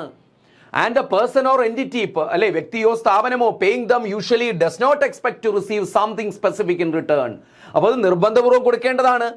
And person or entity paying them, ഇത് പേ ചെയ്യുന്ന ആളുകൾ, ഏത് പേ ചെയ്യുന്ന ഈ മാൻഡേറ്ററി ആയിട്ടുള്ള ഈ പേയ്മെന്റ്, ടാക്സ് പേയ്മെന്റ് നടത്തുന്ന വ്യക്തിയോ എൻറ്റിറ്റിയോ, സ്ഥാപനമോ, എൻറ്റിറ്റി ഉദ്ദേശിക്കുന്ന സ്ഥാപനമോ, യൂഷ്വലി ഡസ് നോട്ട് എക്സ്പെക്ട്, അവർ സാധാരണ എന്ത് ചെയ്യരുത്? ഡസ് നോട്ട് എക്സ്പെക്ട്, പ്രതീക്ഷിക്കരുത്. ഡസ് നോട്ട് എക്സ്പെക്ട് എന്ത്? To receive something specific in return, എന്തെങ്കിലും സ്പെസിഫിക് ആയിട്ട് തിരിച്ചു കിട്ടുമെന്ന് പ്രതീക്ഷിക്കരുത്. ഇപ്പം ഞാൻ ടാക്സ് കൊടുക്കുന്നു, ഇപ്പോൾ ഞാൻ ഒരു 10,000 രൂപ ഇൻകം ടാക്സ് കൊടുക്കുന്ന വ്യക്തിയാണെന്ന് വെച്ചോ. അങ്ങനെ ഇൻകം ടാക്സ് ഞാൻ 10,000 രൂപ പേ ചെയ്യുമ്പോൾ ഞാനൊന്നും എന്താണ് ഗവൺമെന്റിൽ നിന്ന് എക്സ്പെക്ട് ചെയ്തത് ആ 10,000 രൂപയ്ക്ക് പകരമായിട്ട് ഒരു സർവീസോ, ഒരു ഗുഡോ, ഒരു സർവീസോ എനിക്ക് തിരിച്ചു കിട്ടുമെന്ന്. അതാണ് റിസീവ് സംതിങ് സ്പെസിഫിക്, എന്തെങ്കിലും പ്രത്യേകിച്ച് എന്തെങ്കിലും എനിക്ക് അതിലൂടെ തിരിച്ചു കിട്ടുമെന്ന് ഞാൻ ഒരിക്കലും പ്രതീക്ഷിക്കരുത്. അതെന്താണ്? വൺ സൈഡഡ് ആണ് അല്ലേ, അതൊരിക്കലും നമുക്ക് തിരിച്ചു കിട്ടുന്നത് അല്ല. മനസ്സിലായി? യൂണിലാറ്ററൽ ആണത്, വൺ സൈഡഡ് ആണ്, ഒരിക്കലും അത് തിരിച്ചു കിട്ടുന്നില്ല. യൂണിലാറ്ററൽ പേയ്മെന്റ് ആണ് വരുന്നത്. നമ്മൾ ട്രാൻസ്ഫർ പേയ്മെന്റ് എന്നൊക്കെ പറയും, അത് വേറെ അവസരത്തിൽ നമുക്ക് പറയാം. അപ്പോൾ അതിന് ട്രാൻസ്ഫർ പേയ്മെന്റ് കാര്യം വൺ സൈഡഡ് പേയ്മെന്റ് ആണ്, നമുക്ക് അതിന് പകരമായിട്ട് തിരിച്ചു കിട്ടുന്നില്ല. അത് നിർബന്ധപൂർവ്വം നമ്മൾ കൊടുത്തേ പറ്റുകയുള്ളൂ. നമ്മുടെ ഗവൺമെന്റിന് കൊടുക്കുന്നതാണ്. നമ്മുടെ റിസോഴ്സ് യൂട്ടിലൈസ് ചെയ്യുന്നതിന്, നമ്മുടെ രാജ്യത്തെ റിസോഴ്സ് ഉപയോഗിക്കുന്നതിന് നമ്മൾ മാൻഡേറ്ററി ആയിട്ട് കൊടുക്കേണ്ടതാണത്. ഓക്കെ, ക്ലിയർ ആണല്ലോ? ഇനി ആ ടാക്സ് റവന്യൂവിനെ തന്നെ നമുക്ക് രണ്ടായിട്ട് ക്ലാസിഫൈ ചെയ്യാം. Taxes are classified in two. നികുതികൾ 2 തരത്തിലുണ്ട്. ഏതൊക്കെയാണ് നമുക്കറിയാം? Direct tax and indirect tax, പ്രത്യക്ഷ നികുതിയും പരോക്ഷ നികുതിയും. ഡയറക്ട് ടാക്സ് എന്താണ്? Direct taxes are taxes that are paid to the government by the individual or organization on whom they are imposed. എന്താണ് direct tax? Direct taxes are taxes that are paid to the government by the individuals or organization on whom they are imposed. അതായത് government ആരുടെ മേലാണോ നികുതി ചുമത്തുന്നത് ആ വ്യക്തിയോ സ്ഥാപനമോ നേരിട്ട് ഗവൺമെന്റിൽ അടയ്ക്കുന്ന tax ആണ് ഡയറക്ട് ടാക്സ്. ഇപ്പൊ നികുതി അടയ്ക്കേണ്ട വ്യക്തിയുടെ മേൽ നേരിട്ടായിരിക്കും എന്ത് ചുമത്തുക? ഗവൺമെന്റ് ടാക്സ് ചുമത്തുക, അല്ലാതെ വേറൊരാൾ വഴിയല്ല ടാക്സ് ചുമത്തുന്നത്. ഇപ്പോൾ ഒരു ഓർഗനൈസേഷൻ ഡയറക്ട് ടാക്സ് കൊടുക്കുന്നുവെങ്കിൽ ആ ഓർഗനൈസേഷൻ നേരിട്ടാണ് ഓർഗനൈസേഷന്റെ മേൽ ഗവൺമെന്റ് ടാക്സ് ചുമത്തുന്നത്. ഒരു വ്യക്തി ഇൻകം ടാക്സ് അല്ലെങ്കിൽ ഡയറക്ട് ടാക്സ് കൊടുക്കുന്നുവെങ്കിൽ അയാളുടെ മേൽ നേരിട്ടാണ് ടാക്സ് ചുമത്തുന്നത്. അതാണ് പറയുന്നത് direct tax are the taxes. Important point ആണ്, സ്റ്റേറ്റ്മെന്റ് ക്വസ്റ്റ്യൻ കാണും. Direct tax are taxes that are paid to the government. ഗവൺമെന്റിന് പേ ചെയ്യുന്ന ടാക്സ് ആണ്. ആര്? By the individual or organisation, വ്യക്തിയോ സ്ഥാപനമോ കൊടുക്കുന്നു. ആരാണ്? ഏത് വ്യക്തിയോ സ്ഥാപനമാണ്? On whom they are imposed, ആരിലാണോ നികുതി ചുമത്തപ്പെട്ടത്. അതാണ് ഇമ്പോർട്ടന്റ്. ആരിലാണോ നികുതി ചുമത്തപ്പെട്ടത് ആ വ്യക്തിയോ സ്ഥാപനമോ നേരിട്ട് ഗവൺമെന്റിൽ പേ ചെയ്യുന്ന ടാക്സ് ആണ് ഏത്? Direct taxes. ക്ലിയർ ആണല്ലോ? എന്ന് വെച്ചാൽ നികുതി ഭാരം ആരിലാണോ അയാളിൽ തന്നെയാണ് നികുതി ചുമത്തുന്നത്. ടാക്സ് ബേർഡൻ ആരിലേക്കാണോ വരുന്നത്? ഇപ്പൊ ഞാനാണ് 10,000 രൂപ കൊടുക്കുന്ന ടാക്സ് ബേർഡൻ എനിക്കാണ്. അപ്പോൾ ആ ടാക്സ് ബേർഡൻ ആരിലേക്കാണോ വരുന്നത് ആ വ്യക്തി തന്നെയാണ് എന്ത് കൊടുക്കേണ്ടത്? നികുതി കൊടുക്കേണ്ടത്. The burden of these taxes cannot be shifted to others. അതാണ് പറയുന്നത്. The burden of the tax, നികുതി ഭാരം എന്ത് ചെയ്യാൻ പറ്റില്ല. ബർഡൻ എന്ന് വെച്ചാൽ ഭാരം. Burden of the tax, നികുതി ഭാരം cannot be shifted to others. ഇപ്പൊ എനിക്ക് 10,000 രൂപ ഗവൺമെന്റ് ടാക്സ് ചുമത്തുന്നു. ആ നികുതി ഭാരം എനിക്ക് വേറൊരാൾക്ക് കൊടുക്കാൻ പറ്റില്ല. നീ അടച്ചോ എന്ന് പറഞ്ഞുകൊണ്ട് എൻ്റെ അയൽവാസിക്ക് കൊടുക്കാൻ പറ്റില്ല, കൂട്ടുകാരന് കൊടുക്കാൻ പറ്റില്ല, അല്ലെങ്കിൽ ഞാൻ പോകുന്ന ഒരു സ്ഥാപനത്തിൽ എനിക്ക് അത് കൊടുക്കാൻ പറ്റില്ല, നിങ്ങൾ അടച്ചേ പറ്റൂ എന്ന് പറഞ്ഞു കൊടുക്കാൻ പറ്റില്ല. എനിക്ക് എൻ്റെ മേൽ നികുതി ചുമത്തപ്പെട്ടാൽ ഞാൻ തന്നെയാണ് നികുതി അടയ്ക്കേണ്ടത്. ടാക്സ് ബേർഡൻ ഞാൻ തന്നെയാണ് വഹിക്കേണ്ടത്, വേറൊരാളിലേക്ക് ഷിഫ്റ്റ് ചെയ്യാൻ പറ്റില്ല. വളരെ ഇമ്പോർട്ടൻ്റ് പോയിന്റ് ആണ്. The burden. ഡയറക്ട് ടാക്സിന്റെ പ്രത്യേകത എന്താണ്? the burden of these tax cannot be shifted to others. അല്ലേ, നികുതി ഭാരം മറ്റുള്ള ആളിലേക്ക് ഷിഫ്റ്റ് ചെയ്യാൻ കഴിയുകയില്ല. ഇനി the unique feature of the direct tax is that taxpayer undertakes the burden of the tax. The unique feature of the direct taxന്റെ ഏറ്റവും വലിയ പ്രത്യേകത ഇതാണ്. The taxpayer, നികുതി അടയ്ക്കുന്ന ആൾ, നികുതിദായകൻ, undertakes the burden of the tax. ടാക്സിന്റെ ബർഡൻ അയാൾ തന്നെ വഹിക്കേണ്ടി വരുന്നു. The unique feature of the direct tax is that taxpayer, നികുതിദായകൻ എന്താണ്? undertakes the burden of the tax. നികുതി ഭാരവും നികുതി നൽകുന്ന ആൾ തന്നെയാണ് വഹിക്കേണ്ടത്. അയാളുടെ കീശയിൽ നിന്ന് പൈസ എടുത്ത് വേണം കൊടുക്കാൻ, വേറൊരാളിലേക്ക് അത് ഷിഫ്റ്റ് ചെയ്യാൻ പറ്റുകയില്ല. ഇത് ഏതിന്റെ ഫീച്ചറാണ്? ഡയറക്ട് ടാക്സിന്റെ ഫീച്ചറാണ്. ഓർക്കുക, പ്രത്യക്ഷ നികുതിയുടെ ഫീച്ചറാണ്. ഇനി direct tax in India are overseen by the central board of direct taxes. ഇന്ത്യയിൽ direct tax are overseen by, ഇന്ത്യയിൽ ഡയറക്ട് ടാക്സിന്റെ നിയന്ത്രണം ആർക്കാണ്? Central board of direct taxes. നമ്മൾ ഒരു ക്വസ്റ്റ്യൻ നേരത്തെ കണ്ടായിരുന്നു, ഓർമ്മയുണ്ടോ? ആ പോയിന്റ് ആണ്. Direct tax in India are overseen by the central board of direct taxes. ഇന്ത്യയിൽ ഡയറക്ട് ടാക്സിനെ കൺട്രോൾ ചെയ്യുന്നത്, അതിന്റെ കാര്യങ്ങൾ നോക്കുന്നത് ആരാണ്? Central board of direct tax ആണ്. അല്ലെങ്കിൽ ഡയറക്ട് ടാക്സ് പിരിച്ചെടുക്കുന്ന ആരാണ്? Central board of direct tax ആണ്. Central board of direct tax ആണ്. എക്സാമ്പിൾ തന്നിട്ടുണ്ട് ഡയറക്ട് ടാക്സിന്, ക്വസ്റ്റ്യൻ വന്നിട്ടുണ്ട് ഈ മേഖലയിൽ നിന്ന്. ഇൻകം ടാക്സ്, അതുപോലെ എന്താണ്? Corporate tax, income tax. അതുപോലെ പിന്നെ എന്താണ്ട്? കോർപ്പറേറ്റ് ടാക്സ്, ഇൻകം ടാക്സ്, വരുമാന നികുതി, corporate tax, wealth tax, property tax. നമ്മളൊക്കെ പ്രോപ്പർട്ടി ടാക്സ് കൊടുക്കുന്നു അല്ലേ? നമ്മുടെ കെട്ടിട നികുതി ഇല്ലേ? അതൊക്കെയാണ് പ്രോപ്പർട്ടി ടാക്സ് എന്ന് പറയുന്നത്. നമ്മൾ നേരിട്ടാണ് പേ ചെയ്യുന്നത്. അതുപോലെ ഇൻകം ടാക്സ്, വരുമാന നികുതിയുണ്ട്, കോർപ്പറേറ്റ് ടാക്സ് ഉണ്ട്, വെൽത്ത് ടാക്സ്. കോർപ്പറേറ്റ് ടാക്സ് എന്ന് വെച്ചാൽ ഈ സ്ഥാപനങ്ങൾ അവരുടെ നെറ്റ് പ്രോഫിറ്റിന്റെ ഒരു വിഹിതം എന്തായിട്ട് കൊടുക്കണം? ടാക്സ് ആയിട്ട് കൊടുക്കണം. അതിന് കോർപ്പറേറ്റ് ടാക്സ്. അതുപോലെ വെൽത്ത് ടാക്സ്, നമുക്കിപ്പോൾ പരമ്പരാഗതമായിട്ട് കുറച്ച് സ്വത്തൊക്കെ കൈമാറി കിട്ടിയിട്ടുണ്ടെങ്കിൽ ആ വെൽത്തിന്റെ വാല്യൂ അനുസരിച്ച് ഒരു പെർസെൻറ്റേജ് ടാക്സ് ആയിട്ട് കൊടുക്കണം. അതുപോലെ പ്രോപ്പർട്ടി ടാക്സ്, കെട്ടിട നികുതി കൊടുക്കണം. These are the direct taxes. അപ്പോൾ income tax, corporate tax, wealth tax, property tax etcetera are called direct taxes. Clear അല്ലേ? ഇനി major direct taxes in India. പ്രധാനപ്പെട്ട ഡയറക്ട് ടാക്സ് ഏതൊക്കെയാണ് ഇന്ത്യയിൽ? Personal income tax. നമ്മളിപ്പോൾ പറഞ്ഞു തന്നെയാണ്, അതിനെ കുറച്ച് ഡീറ്റെയിൽ ആയിട്ട് പറയുന്നതേ ഉള്ളൂ. പേഴ്സണൽ ഇൻകം ടാക്സ്, വ്യക്തിഗത ആദായ നികുതി. പ്രധാനപ്പെട്ട ഇന്ത്യയിലെ ഡയറക്ട് ടാക്സുകൾ പറയാണ്, ഏറ്റവും പ്രധാനപ്പെട്ടത്. അപ്പോൾ ഇതിൽ തന്നെ എന്താണ്? ഇൻകം ടാക്സും കോർപ്പറേറ്റ് ടാക്സുമാണ് ഏറ്റവും പ്രധാനപ്പെട്ട ഡയറക്ട് ടാക്സുകൾ എന്ന് പറയുന്നത്. വെൽത്ത് ടാക്സും പ്രോപ്പർട്ടി ടാക്സും വലിയ ഡയറക്ട് ടാക്സുകളാണ്, പക്ഷേ എന്താണ്? വലിയ തോതിൽ ഗവൺമെന്റിൽ ഒരു കോൺട്രിബ്യൂഷൻ നൽകുന്ന ടാക്സുകളല്ല. പേഴ്സണൽ ഇൻകം ടാക്സ് നോക്കിയേ. It is a tax imposed on the income of the individuals. വ്യക്തികളുടെ വരുമാനത്തിന് മേൽ ചുമത്തുന്ന നികുതിയാണ് ഏത്? Income tax, personal income tax, വ്യക്തിഗത ആദായ നികുതി. അപ്പോൾ ഒരാളുടെ വരുമാനത്തിന് മേൽ ചുമത്തുന്ന നികുതിയാണ് എന്ത്? വ്യക്തിഗത ആദായ നികുതി. അത് എത്ര രൂപയാണ്? എൻ്റെ സ്ലാബൊക്കെ നമ്മൾ ഇനി പറയുന്നുണ്ട്, അപ്പോഴും പറഞ്ഞുതരാം. അപ്പോൾ ഒരാളുടെ വരുമാനം, ഒരു പരിധി നിശ്ചയിച്ചിട്ടുണ്ട് ഗവൺമെന്റ്. ആ പരിധിക്ക്, അതായത് 2025-26 ബഡ്ജറ്റ് പ്രകാരം 12 ലക്ഷം രൂപയിൽ കൂടുതൽ വരുമാനമുള്ള ആനുവൽ ഇൻകം ഉള്ള ഒരു വ്യക്തിക്ക് എന്ത് കൊടുക്കണം? ഇൻകം ടാക്സ് പേ ചെയ്യണം. 12 ലക്ഷത്തിന് താഴോട്ടുള്ള ആളുകൾ ഇൻകം ടാക്സ് കൊടുക്കണ്ട. അപ്പോൾ അത്രയും വരുമാനത്തിന് മുകളിലുള്ള ആളുകൾ, അപ്പോൾ ആ ഇൻകം കൂടിപ്പോണനുസരിച്ച് ടാക്സിന്റെ പെർസെൻറ്റേജ് എന്ത് ചെയ്യും? കൂടും. അതാണ് ഇൻകം ടാക്സ് എന്ന് പറയുന്നത്. The rate of tax increase as the income increases. ഇപ്പൊ പറഞ്ഞതല്ലേ ഉള്ളൂ. The rate of tax increase as the income increases. വരുമാനം കൂടുന്നതിനനുസരിച്ച് റേറ്റ് ഓഫ് ടാക്സ് എന്ത് ചെയ്യും? കൂടി പോകും. ഇപ്പോൾ 12 ലക്ഷത്തിന് താഴെയാണെങ്കിൽ ടാക്സ് കൊടുക്കണ്ട. അപ്പോൾ ഈ വർഷം എനിക്ക് എത്രയേ ഉള്ളൂ? 11 ലക്ഷം രൂപയെ വരുമാനമുള്ളൂ, ഞാൻ ടാക്സ് കൊടുക്കണ്ട. അടുത്ത വർഷം എൻ്റെ വരുമാനം 14 ലക്ഷം രൂപയായി, അപ്പോൾ ഞാൻ എന്ത്? ടാക്സ് കൊടുത്തു. അപ്പോൾ അടുത്ത വർഷം എന്ത് ചെയ്തു? എൻ്റെ ടാക്സ് 20 ലക്ഷം രൂപയായി കൂടി. അപ്പോൾ എന്താണ്? നേരത്തെ കൊടുത്ത 14 ലക്ഷത്തിൻ്റെ കൂടെ ടാക്സ് റേറ്റ് വീണ്ടും കൂടും, കൂടുതൽ ടാക്സ് കൊടുക്കണം. അങ്ങനെ ഇൻകം കൂടുന്നതിനനുസരിച്ച് ടാക്സ് റേറ്റ് എന്ത് ചെയ്യും? കൂടി പോകും. അടുത്തത്, income tax is applicable to the income that is above a certain limit.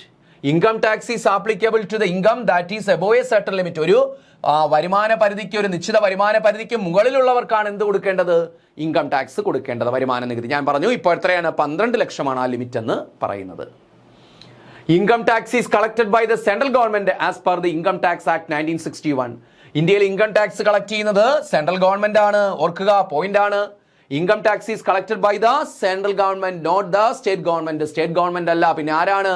Central government ആണ് എന്ത് ചെയ്യുന്നത്? ഇൻകം ടാക്സ് കളക്ട് ചെയ്യുന്നത്. നല്ലൊരു പോയിന്റ് ആണ്. As per the income tax act 1961, ഏതനുസരിച്ച്? 1961 ഇൻകം ടാക്സ് ആക്ട് അനുസരിച്ച്. അപ്പോൾ income tax is collected by the central government. Central government ആണ് ഇൻകം ടാക്സ് കളക്ട് ചെയ്യുന്നത്. ഏതനുസരിച്ച്? Income tax act 1960. അപ്പോൾ ഇൻകം ടാക്സ് ആക്ട് പാസ്സാക്കിയത് 1961. അതും 2 പോയിന്റ് ആണ് അവിടെ കിടക്കുന്നത്. ഇൻകം ടാക്സ് കളക്ട് ചെയ്യുന്നത് സെൻട്രൽ ഗവൺമെന്റ് ആണ്. അതുപോലെ ഏതനുസരിച്ചിട്ടാണ് ഇൻകം ടാക്സ് ആക്ട് 1961. അപ്പോൾ ഇൻകം ടാക്സ് ആക്ട് പാസ്സാക്കിയത് 1961. അത് പ്രാബല്യത്തിൽ വന്നത് കെയിം ടു ഇഫക്റ്റ് എന്ന് പറയുന്ന 1962 ഏപ്രിൽ 1 മുതലാണ് കേട്ടോ. അത് ഓർക്കുക. കെയിം ടു ഇഫക്റ്റ് എന്ന് പറയുന്ന പ്രാബല്യത്തിൽ വന്നതെന്നാണ് 1962 മുതലാണ്. 1962 ഏപ്രിൽ 1 മുതലാണ്. ഏപ്രിൽ 1 കേട്ടോ. ഏപ്രിൽ 1 മുതലാണ് ഇത് പ്രാബല്യത്തിൽ വന്നത്. ഇത് പാസ്സാക്കിയത് 1961. പ്രാബല്യത്തിൽ വന്ന 1962 ഏപ്രിൽ 1 മുതലാണ്. ഓക്കെ. ഇനി നോക്ക്, direct tax and the budget എന്ന് പറഞ്ഞാൽ, ബഡ്ജറ്റ് എന്ന് വെച്ചാൽ ഏത് ബഡ്ജറ്റാണ്? 2025-26 ആണ്. ഇപ്പോഴത്തെ 26-27 ബഡ്ജറ്റ് അവതരിപ്പിച്ച് കഴിഞ്ഞല്ലോ. ഇപ്പൊ ലേറ്റസ്റ്റ് ബഡ്ജറ്റ് അതല്ല, ഇത് 25-26 ബഡ്ജറ്റ്. കാരണം ഇൻകം ടാക്സ് സ്ലാബിൽ വ്യത്യാസം വരുത്തി. ഇപ്പോഴതിനകത്ത് റിവിഷൻസ് ഒന്നും വന്നിട്ടില്ല. 25-26 ബഡ്ജറ്റ് അനുസരിച്ചിട്ടാണ് ഇൻകം ടാക്സിന്റെ സ്ലാബുകളിൽ വ്യത്യാസം വരുത്തിയത്. മനസ്സിലായില്ലേ?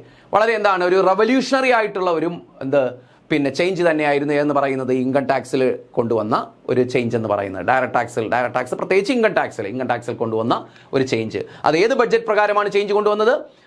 യൂണിയൻ ബഡ്ജറ്റ് 2025-26 പ്രകാരമാണ്. 2025-26 ബഡ്ജറ്റ് പ്രകാരമാണ്. ഓക്കെ. അപ്പോൾ എന്താണ് change? No personal income tax payable up to income ₹12 lakh under the new regime. അതായത് പുതിയ ടാക്സ് റെജീം കൊണ്ടുവന്നു. മീൻസ് പുതിയ ടാക്സ് സ്ട്രക്ചർ കൊണ്ടുവന്നു. ആ പുതിയ ടാക്സ് സ്ട്രക്ചർ അനുസരിച്ച്, പുതിയ നികുതി ഘടനയനുസരിച്ച് no personal income tax payable. നമ്മൾ എന്ത് കൊടുക്കണ്ട?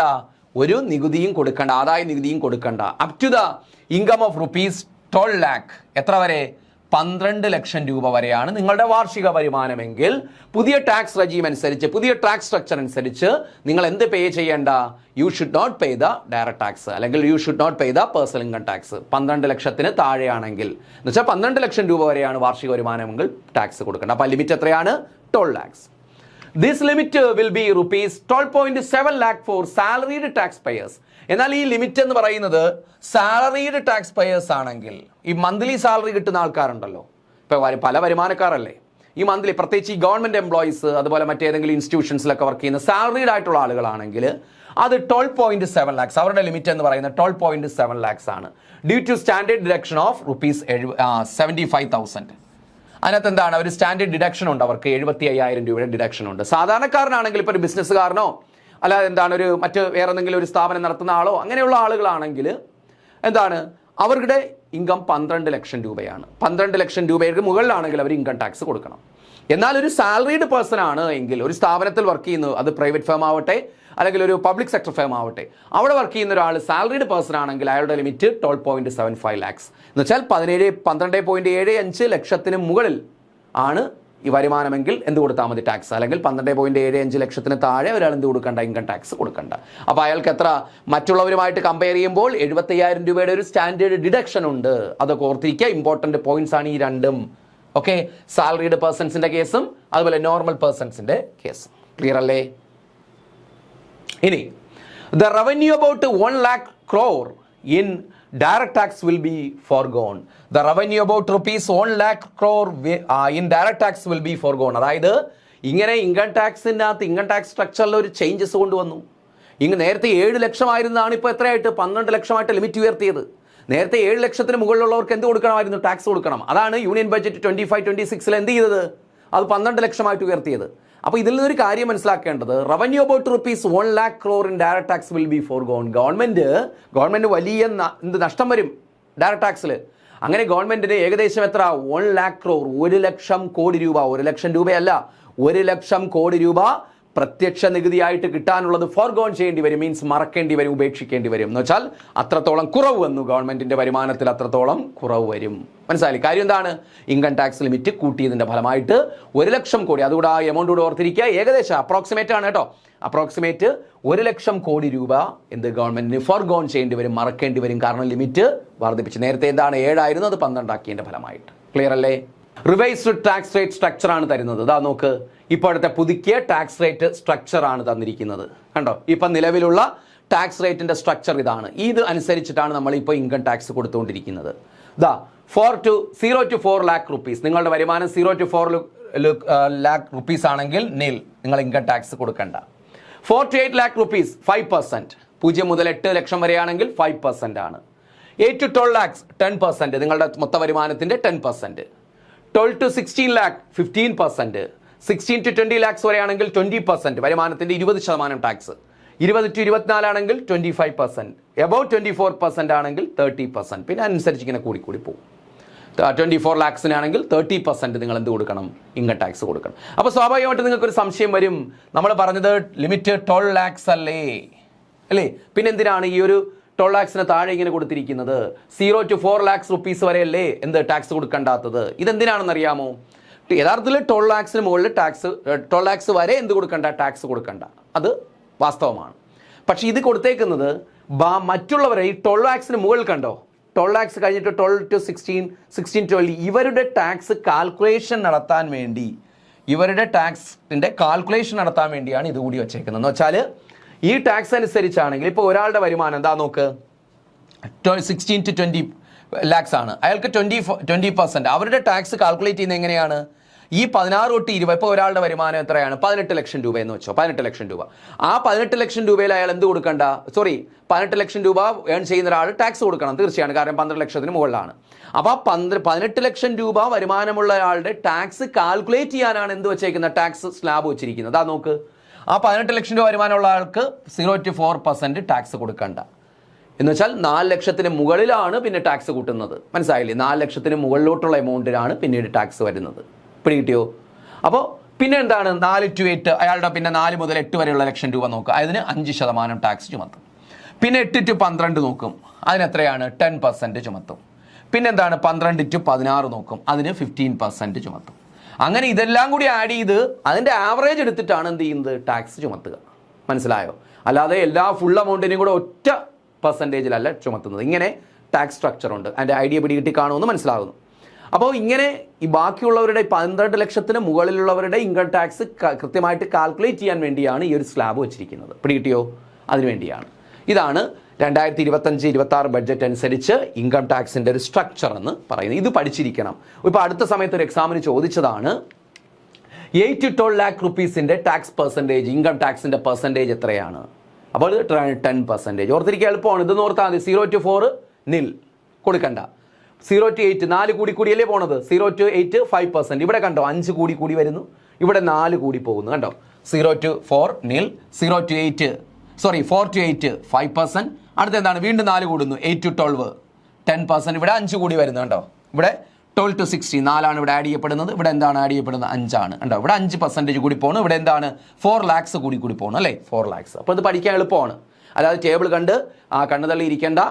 പഠിക്കാൻ എളുപ്പമാണ്. കാര്യം എന്താണ്? ഒരു സൈഡിൽ 4 ലക്ഷം കൂടി പോകുന്നു, ഇപ്പുറത്ത് 5% വെച്ച് കൂടി പോകുന്നു. അപ്പോൾ അത് ഓർത്ത് വെച്ചിരുന്നാൽ മതി. ഓക്കെ. അപ്പോൾ അടുത്ത ഇൻകം ടാക്സ് കഴിഞ്ഞിട്ട് നമ്മൾ കോർപ്പറേറ്റ് ടാക്സിലേക്ക് പോവുകയാണ്. ഡയറക്ട് ടാക്സിൽ മറ്റൊരു പ്രധാനപ്പെട്ട സോഴ്സ് ആണ് ഏത്? Corporate tax. കമ്പനി നികുതി എന്ന് പറയും, കോർപ്പറേറ്റ് നികുതി എന്ന് പറയും. നമുക്ക് നോക്കാം. This is a tax imposed on the net income or profit of the companies. ഇത് വ്യക്തികൾ കൊടുക്കുന്ന അല്ല, ടാക്സ് അല്ല കേട്ടോ. ഇതാരാണ്? This is a tax imposed on the net income or profit of the companies. കമ്പനികളുണ്ട്, ഓർഗനൈസേഷൻസ് ഉണ്ട്. ഇപ്പം നിങ്ങളൊരു കമ്പനി നടത്തുന്നു, ആ കമ്പനിക്ക് നിങ്ങൾ ടാക്സ് കൊടുക്കണം. നിങ്ങളുടെ വരുമാനത്തിനും നിങ്ങൾ ടാക്സ് കൊടുക്കണം. ഇനി കമ്പനിയിൽ നിന്ന് നിങ്ങളുടെ വരുമാനം എന്ന് വെച്ചാൽ വ്യക്തിഗതമായിട്ട് നിങ്ങൾക്ക് ചിലപ്പോൾ അതിനകത്ത് നിന്ന് ശമ്പളം കാണും, അതിന് നിങ്ങൾ ഇൻകം ടാക്സ് കൊടുക്കണം. എന്നാൽ കമ്പനിക്ക് കിട്ടുന്ന പ്രോഫിറ്റ് കാണും, അതാണ് പറയുന്നത്. കമ്പനിക്കൂടെ ഇൻകം കാണും. അപ്പോൾ this is the tax imposed on net income. എന്താണ്? എല്ലാ ചിലവുകളും കഴിഞ്ഞിട്ട് അല്ലേ, ആ വഹിച്ചതിന് ശേഷമുള്ള നെറ്റ് ഇൻകത്തിന് ഓർ പ്രോഫിറ്റ്. നെറ്റ് ഇൻകം ആണ് എന്ന് പറയുന്നത്, പ്രോഫിറ്റ് എന്ന് പറയുന്നത്. ആ നെറ്റ് ഇൻകത്തിന് അല്ലെങ്കിൽ പ്രോഫിറ്റിന് കമ്പനികൾ എന്ത് കൊടുക്കണം? ഒരു വിഹിതം, ആ പ്രോഫിറ്റിൻ്റെ വിഹിതം ടാക്സ് ആയിട്ട് കൊടുക്കണം. That tax is called corporate tax, company tax എന്നും പറയും. ഓക്കെ, ഇതാണ് കോർപ്പറേറ്റ് ടാക്സുകളെ കുറിച്ച് പറയാനുള്ളത്.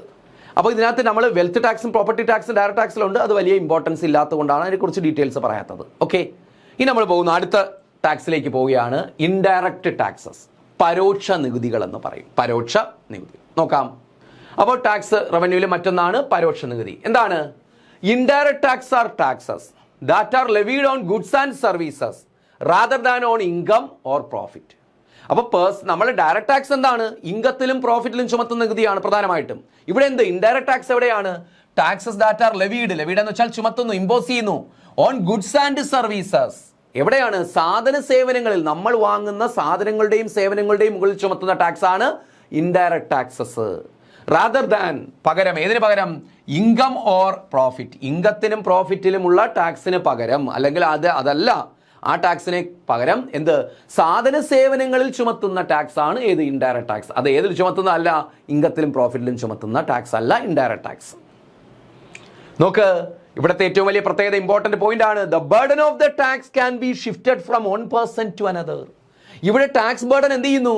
The burden of the tax can be shifted from one person to another. ഇവിടെ നികുതി ഭാരം ഒരു വ്യക്തിയിൽ നിന്ന് മറ്റൊരു വ്യക്തിയിലേക്ക് ഷിഫ്റ്റ് ചെയ്യാൻ സാധിക്കും. എവിടെ പറ്റൂല? ഡയറക്റ്റ് ടാക്സിൽ പറ്റില്ല. ഡയറക്റ്റ് ടാക്സിൽ ആരിലാണോ നികുതി ഭാരം ചുമത്തുന്ന അയാൾ തന്നെ നികുതി കൊടുക്കണം. ഇവിടെ അങ്ങനെയല്ല. ആരിലാണോ നികുതി ഭാരം ഉള്ളത് അയാൾ നികുതി ഭാരം ഷിഫ്റ്റ് ചെയ്യുന്നു. ഫോർ എക്സാമ്പിൾ, ഇപ്പോൾ ഒരു സാധനം ഉൽപ്പാദിപ്പിക്കുന്ന കമ്പനി, അയാൾ എന്ത് ചെയ്യുന്നു? എന്ത് ഉൽപ്പാദിപ്പിക്കുകയാണ്? ഏതെങ്കിലും ഒരു സോപ്പ് നിർമ്മിക്കുന്നു, സോപ്പ് കമ്പനി. ആ സോപ്പിന്, ഓരോ സോപ്പിനും ടാക്സ് ഉണ്ട്. അയാൾ ഉൽപ്പാദിപ്പിക്കുന്ന ഒരു സോപ്പ്, ഇപ്പോൾ ഏതോ ഒരു സോപ്പ് ആയിക്കോട്ടെ, ആ സോപ്പിന് വിലയോടൊപ്പം ടാക്സ് കൂടി ചുമത്തും. അപ്പോൾ ടാക്സ് ചുമത്തപ്പെടുന്ന ആരിലാണ്?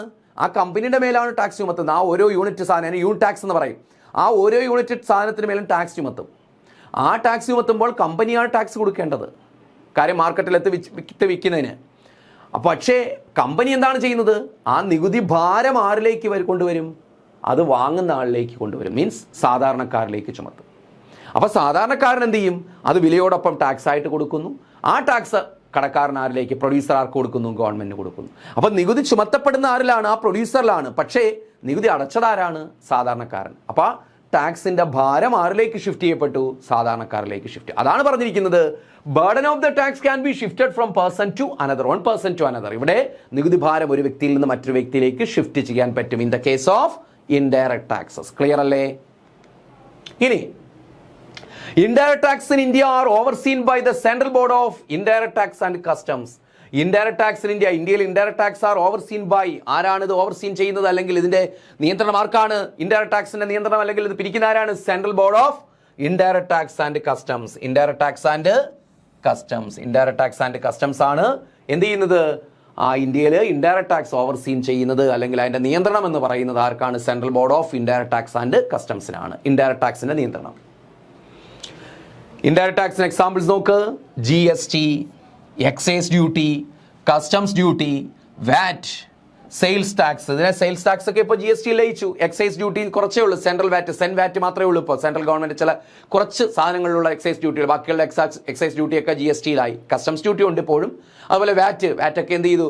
വളരെ കുറച്ച് സാധനങ്ങൾ മാത്രമേ ഇപ്പോൾ വാല്യൂ ടാക്സ് ഉള്ളൂ. ബാക്കിയെല്ലാം എന്ത് ചെയ്തു? GSTയിൽ ലയിച്ചു. എങ്കിലും പഴയ ക്ലാസിഫിക്കേഷൻ അനുസരിച്ച് ഇതുകൂടി കൊടുത്തിരിക്കുന്നതേ ഉള്ളൂ. ഏതൊക്കെയാണ് ഇൻഡയറക്റ്റ് ടാക്സിൽ വരുന്ന? GST, excise duty, customs duty, VAT value added tax, sales tax etcetera are called indirect tax.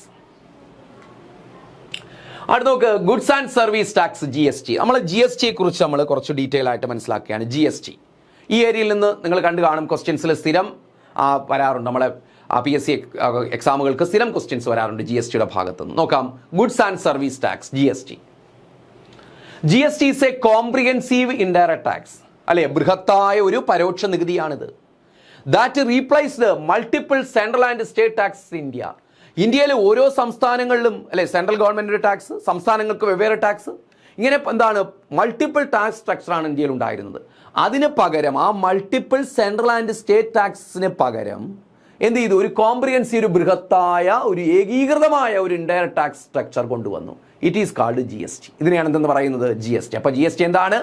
ഒരു കോംപ്രിഹെൻസീവ് ഇൻഡയറക്റ്റ് ടാക്സ് ആണ്, ഒരു ബൃഹത്തായ ഇൻഡയറക്റ്റ് ടാക്സ് ആണ്. ദാറ്റ് റീപ്ലേസ്, അത് റീപ്ലേസ് ചെയ്തു. എന്തിനാണ് റീപ്ലേസ് ചെയ്തത്?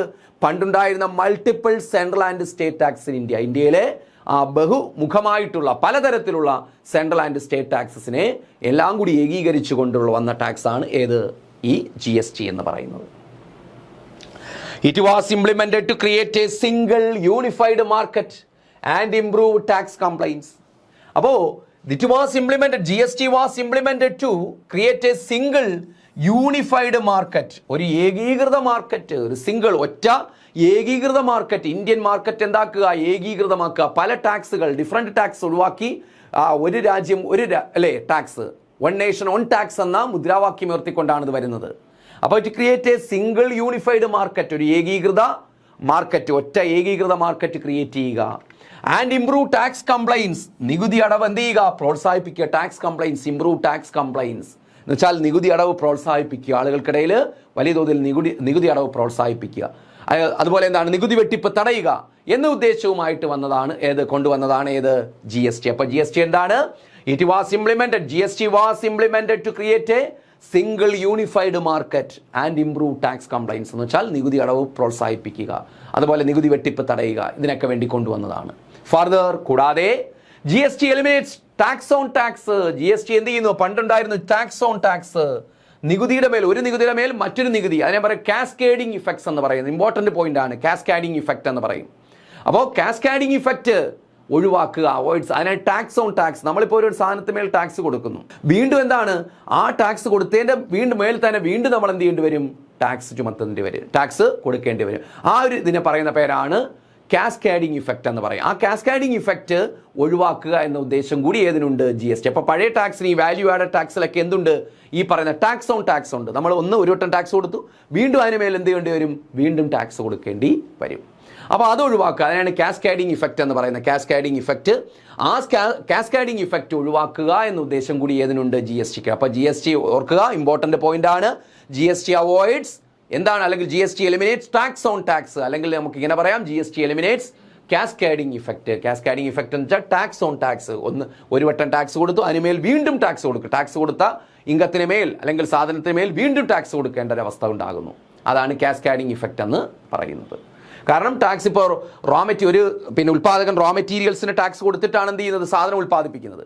ആ ടാക്സ് കൂടെ കൊടുത്തിട്ട് വീണ്ടും ആ സാധനം ഉൽപ്പാദിപ്പിച്ച് ആ സാധനത്തിന് വീണ്ടും ടാക്സ് ചുമത്തുന്നു. അപ്പോൾ റോ മെറ്റീരിയൽ ഉപയോഗിച്ച് ഉൽപ്പാദിപ്പിച്ച സാധനം ടാക്സ് കൊടുത്തതാണ് റോ മെറ്റീരിയൽസിന്. അതുകൊണ്ട് ഉൽപ്പാദിപ്പിച്ചപ്പോൾ വീണ്ടും ഉൽപ്പന്നം വന്നു, അതിനകത്ത് റോ മെറ്റീരിയൽസിൻ്റെ പാർട്ടിസിപ്പേഷൻ ഉണ്ട്, ടാക്സ് കൊടുത്തു കഴിഞ്ഞു. എന്നിട്ട് അതിനുമേൽ എന്താണ്, ഈ റോ മെറ്റീരിയൽസും കൂടെ ചേർത്ത് വീണ്ടും ടാക്സ് ചുമത്തും. ഒരിക്കൽ കൊടുത്തതാണ്. ഇതാണ് ടാക്സ് ഓൺ ടാക്സ്. ഇതുപോലെ വേറെ സിറ്റുവേഷൻസും ഉണ്ട്. അപ്പോൾ ഇങ്ങനെയുള്ള കാസ്കേഡിംഗ് ഇഫക്റ്റ് ഒഴിവാക്കുക എന്നതാണ് GSTയുടെ പ്രധാനപ്പെട്ടൊരു ലക്ഷ്യം. ഇനി ഈ GSTയുടെ മോട്ടോ എന്താണ്? One nation one tax. One nation one tax, അല്ലെങ്കിൽ നമുക്ക് പറയാം one nation one market one tax, അങ്ങനെയും പറയാറുണ്ട്. One nation one market one tax, അല്ലെങ്കിൽ വൺ നേഷൻ വൺ ടാക്സ്. ഇതാണ് ഇതിൻ്റെ മോട്ടോ, മുദ്രാവാക്യം, ആപ്തവാക്യം എന്ന് പറയുന്നത്. GST was officially launched on 1 July 2017. GST ആദ്യമായിട്ട് വന്നതെന്നാണ് 2017 ജൂലൈ 1 നിങ്ങൾക്ക് അറിയാവുന്നൊരു ഡേറ്റ് ആണ്. അത് കൃത്യമായിട്ട് പഠിച്ചിരിക്കുക. 2017 ജൂലൈ 1 ഇത് ഒഫീഷ്യലി ലോഞ്ച് ചെയ്തത്. കൃത്യമായിട്ട് പഠിക്കുക, ഉറപ്പായിട്ടും ചോദിക്കും. ഇനി ഇത് അടുത്ത ക്വസ്റ്റ്യൻ, പ്രീവിയസ് ക്വസ്റ്റ്യൻ ആണ്. 101 constitutional അമെൻമെന്റ് act 2016.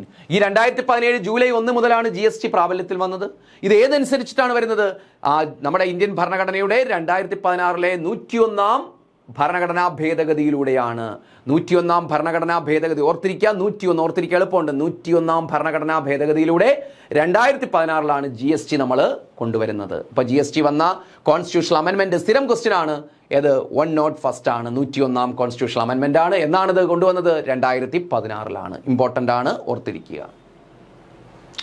Structure of GSTയുടെ structure ആണ് പറയുന്നത്, അതിന്റെ ഘടനയാണ് പറയുന്നത്. നോക്ക്, CGST, central goods and service tax, central government ചുമത്തുന്നതാണ് CGST അല്ലേ? CGST നിങ്ങൾ കേട്ടോ, നമ്മളെ ബില്ലിൽ CGSTയും SGSTയും കണ്ടിട്ടില്ലേ പല ബില്ലുകളിലും? SGST state goods and service tax ആർക്കാണ് പോകുന്നത്? സ്റ്റേറ്റ് ഗവൺമെന്റ്സിനാണ് പോകുന്നത്. SGST അത് ചുമത്തുന്ന സ്റ്റേറ്റ് ഗവൺമെന്റ്സ് ആണ്. അടുത്തത് UTGST for union territories goods and service tax എന്ന് പറയും. കേന്ദ്രഭരണ പ്രദേശങ്ങൾക്കുള്ള GST. അടുത്ത IGST integrated goods and service tax എന്ന് പറഞ്ഞാൽ ഇത് കളക്ട് ചെയ്യുന്ന സെൻട്രൽ ഗവൺമെന്റ് ആണ്. കാരണം നമ്മളിപ്പോൾ തമിഴ്നാട്ടിൽ നിന്നോ കർണാടകയിൽ നിന്നോ നമ്മളൊരു സാധനം പർച്ചേസ് ചെയ്യുന്നു. അപ്പോൾ എന്താണ്, വേറൊരു സ്റ്റേറ്റിൽ നിന്നാണ് പർച്ചേസ് ചെയ്തത്. അപ്പോൾ അങ്ങനെ പർച്ചേസ് ചെയ്യുമ്പോൾ നികുതി എന്ത് ചെയ്യുന്നു? അവിടെയാണ് പോകുന്നത്. അപ്പോൾ ആ നികുതി എന്ത് ചെയ്യുന്നു? അതുപോലെ അവരിവിടെ വന്ന് മേടിക്കുന്നു. മനസ്സിലായി? അപ്പോൾ എന്താണ്, അപ്പോൾ ആ നികുതി സംസ്ഥാനങ്ങൾ തമ്മിൽ പ്രശ്നം ഉണ്ടാകാതിരിക്കാൻ വേണ്ടി ആര് കളക്ട് ചെയ്യും? സെൻട്രൽ ഗവൺമെന്റ് കളക്ട് ചെയ്യും.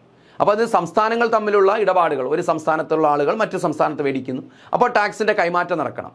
അപ്പോൾ ആ ടാക്സ് അത് കൃത്യമായിട്ടുള്ള ഒരു തർക്കങ്ങൾ അങ്ങനെ വരുമ്പോൾ എന്താ, പണ്ട് സംസ്ഥാനങ്ങൾ തമ്മിൽ തർക്കം ഉണ്ടായിരുന്നു. അത് ഒഴിവാക്കാൻ വേണ്ടിയാണ് IGST കൊണ്ടുവന്നത്, integrated goods and service tax. അപ്പോൾ അത് കൊണ്ടുവരുമ്പോൾ എന്താണ്, സെൻട്രൽ ഗവൺമെന്റ് അത് പിരിച്ചെടുത്തിട്ട് കൃത്യമായിട്ടുള്ള അനുപാതം കണക്കാക്കി അതാത് സംസ്ഥാനങ്ങൾക്ക് കൊടുക്കും. മനസ്സിലായില്ലേ? അതാണ് IGST എന്ന് പറയുന്നത്. അപ്പോൾ ഇങ്ങനെ ഇതാണ് ടാക്സ് സ്ട്രക്ചർ. 4 ടാക്സ് സ്ട്രക്ചർ ഉണ്ട്. സെൻട്രൽ GST ഉണ്ട്, സ്റ്റേറ്റ് GST ഉണ്ട്, UTGST യൂണിയൻ ടെറിട്ടറീസിന് GST ഉണ്ട്, അതുപോലെ integrated goods and service tax. ഇങ്ങനെ 4 തരത്തിലുള്ള GST ആണ് ഉള്ളത്. Okay, current GST slabs. ഇപ്പം അടുത്ത സമയത്ത് GST സ്ലാബുകൾ 2025 എന്ത് ചെയ്തു? GST സ്ലാബിൽ വ്യത്യാസം വരുത്തിയിട്ടുണ്ട്. ഇപ്പോഴത്തെ GST സ്ലാബുകൾ ഏതൊക്കെ പെർസെൻറ്റേജ് ആണ് നമുക്ക് GST കൊടുക്കുന്നത്? ഒന്ന് 0%, ഏറ്റവും എസെൻഷ്യൽ ആയിട്ടുള്ള ഗുഡ്സുകൾക്ക്, ഈ പച്ചക്കറി, വെജിറ്റബിൾസ്, അതുപോലെ എന്താണ് പിന്നെ അങ്ങനെ കാർഷിക ഉൽപ്പന്നങ്ങൾക്ക് അതൊക്കെ എന്താണ് 0% ആണ്. ഏറ്റവും മോസ്റ്റ് എസെൻഷ്യൽ ആയിട്ടുള്ള ഗുഡ്സിന് 0%. അതുപോലെ എന്താണ് എസെൻഷ്യൽ ലൈഫ് സേവിങ് ഡ്രഗ്സ്, ഇതിനൊക്കെ എന്താണ് 0% ആണ്. അതുപോലെ ബാക്കിയുള്ള അത് കഴിഞ്ഞിട്ട് വരുന്ന സാധനങ്ങൾക്ക് 5%, 18%, 40%. ഏറ്റവും ലക്ഷൂറിയസ് ആയിട്ടുള്ള ഗുഡ്സുകൾക്കൊക്കെ എന്താണ് 40%. ഈ ആഡംബര കാറുകൾ ഇതിനൊക്കെ എന്താണ് 40% ആണ് ചുമത്തുന്നത്.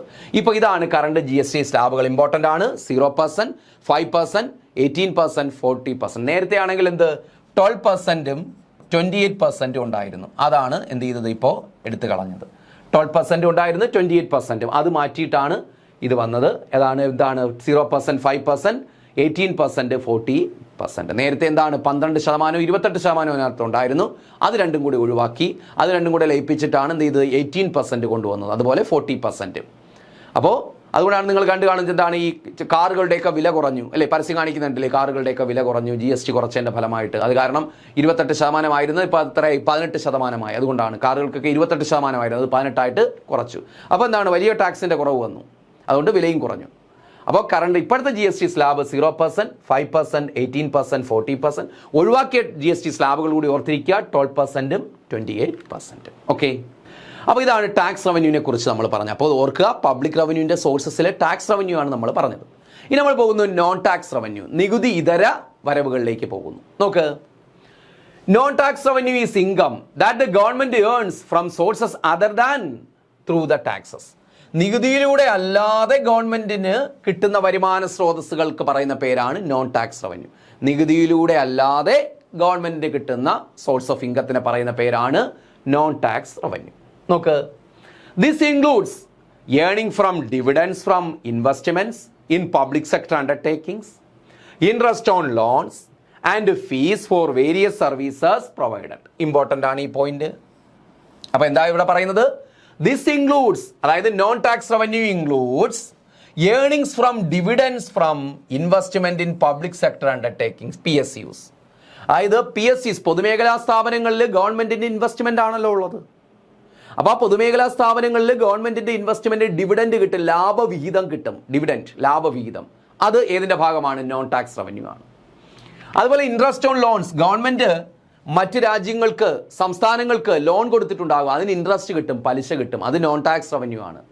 And fees for various services, ഗവൺമെന്റിന് പല സർവീസസ് ഉണ്ട്, ഈ കോടതികളുടെ സർവീസ്, അങ്ങനെയുള്ള ഒരുപാട് സർവീസുകളില്ലേ, അതിനെന്താണ് അവർ ഫീസ് ഏർപ്പെടുത്തും. ഇപ്പോൾ നമ്മൾ വീടിൻ്റെ പെർമിറ്റിന് വേണ്ടി അപേക്ഷിക്കുമ്പോൾ എന്താണ് പഞ്ചായത്തിൽ മറ്റുമൊക്കെ അപേക്ഷിക്കുമ്പോൾ നമ്മൾ ഫീസ് കൊടുക്കണ്ടേ? ഫീസ് കെട്ടണം. അതുപോലെ കോടതി വ്യവഹാരങ്ങൾക്ക് ഫീസ് കൊടുക്കണം.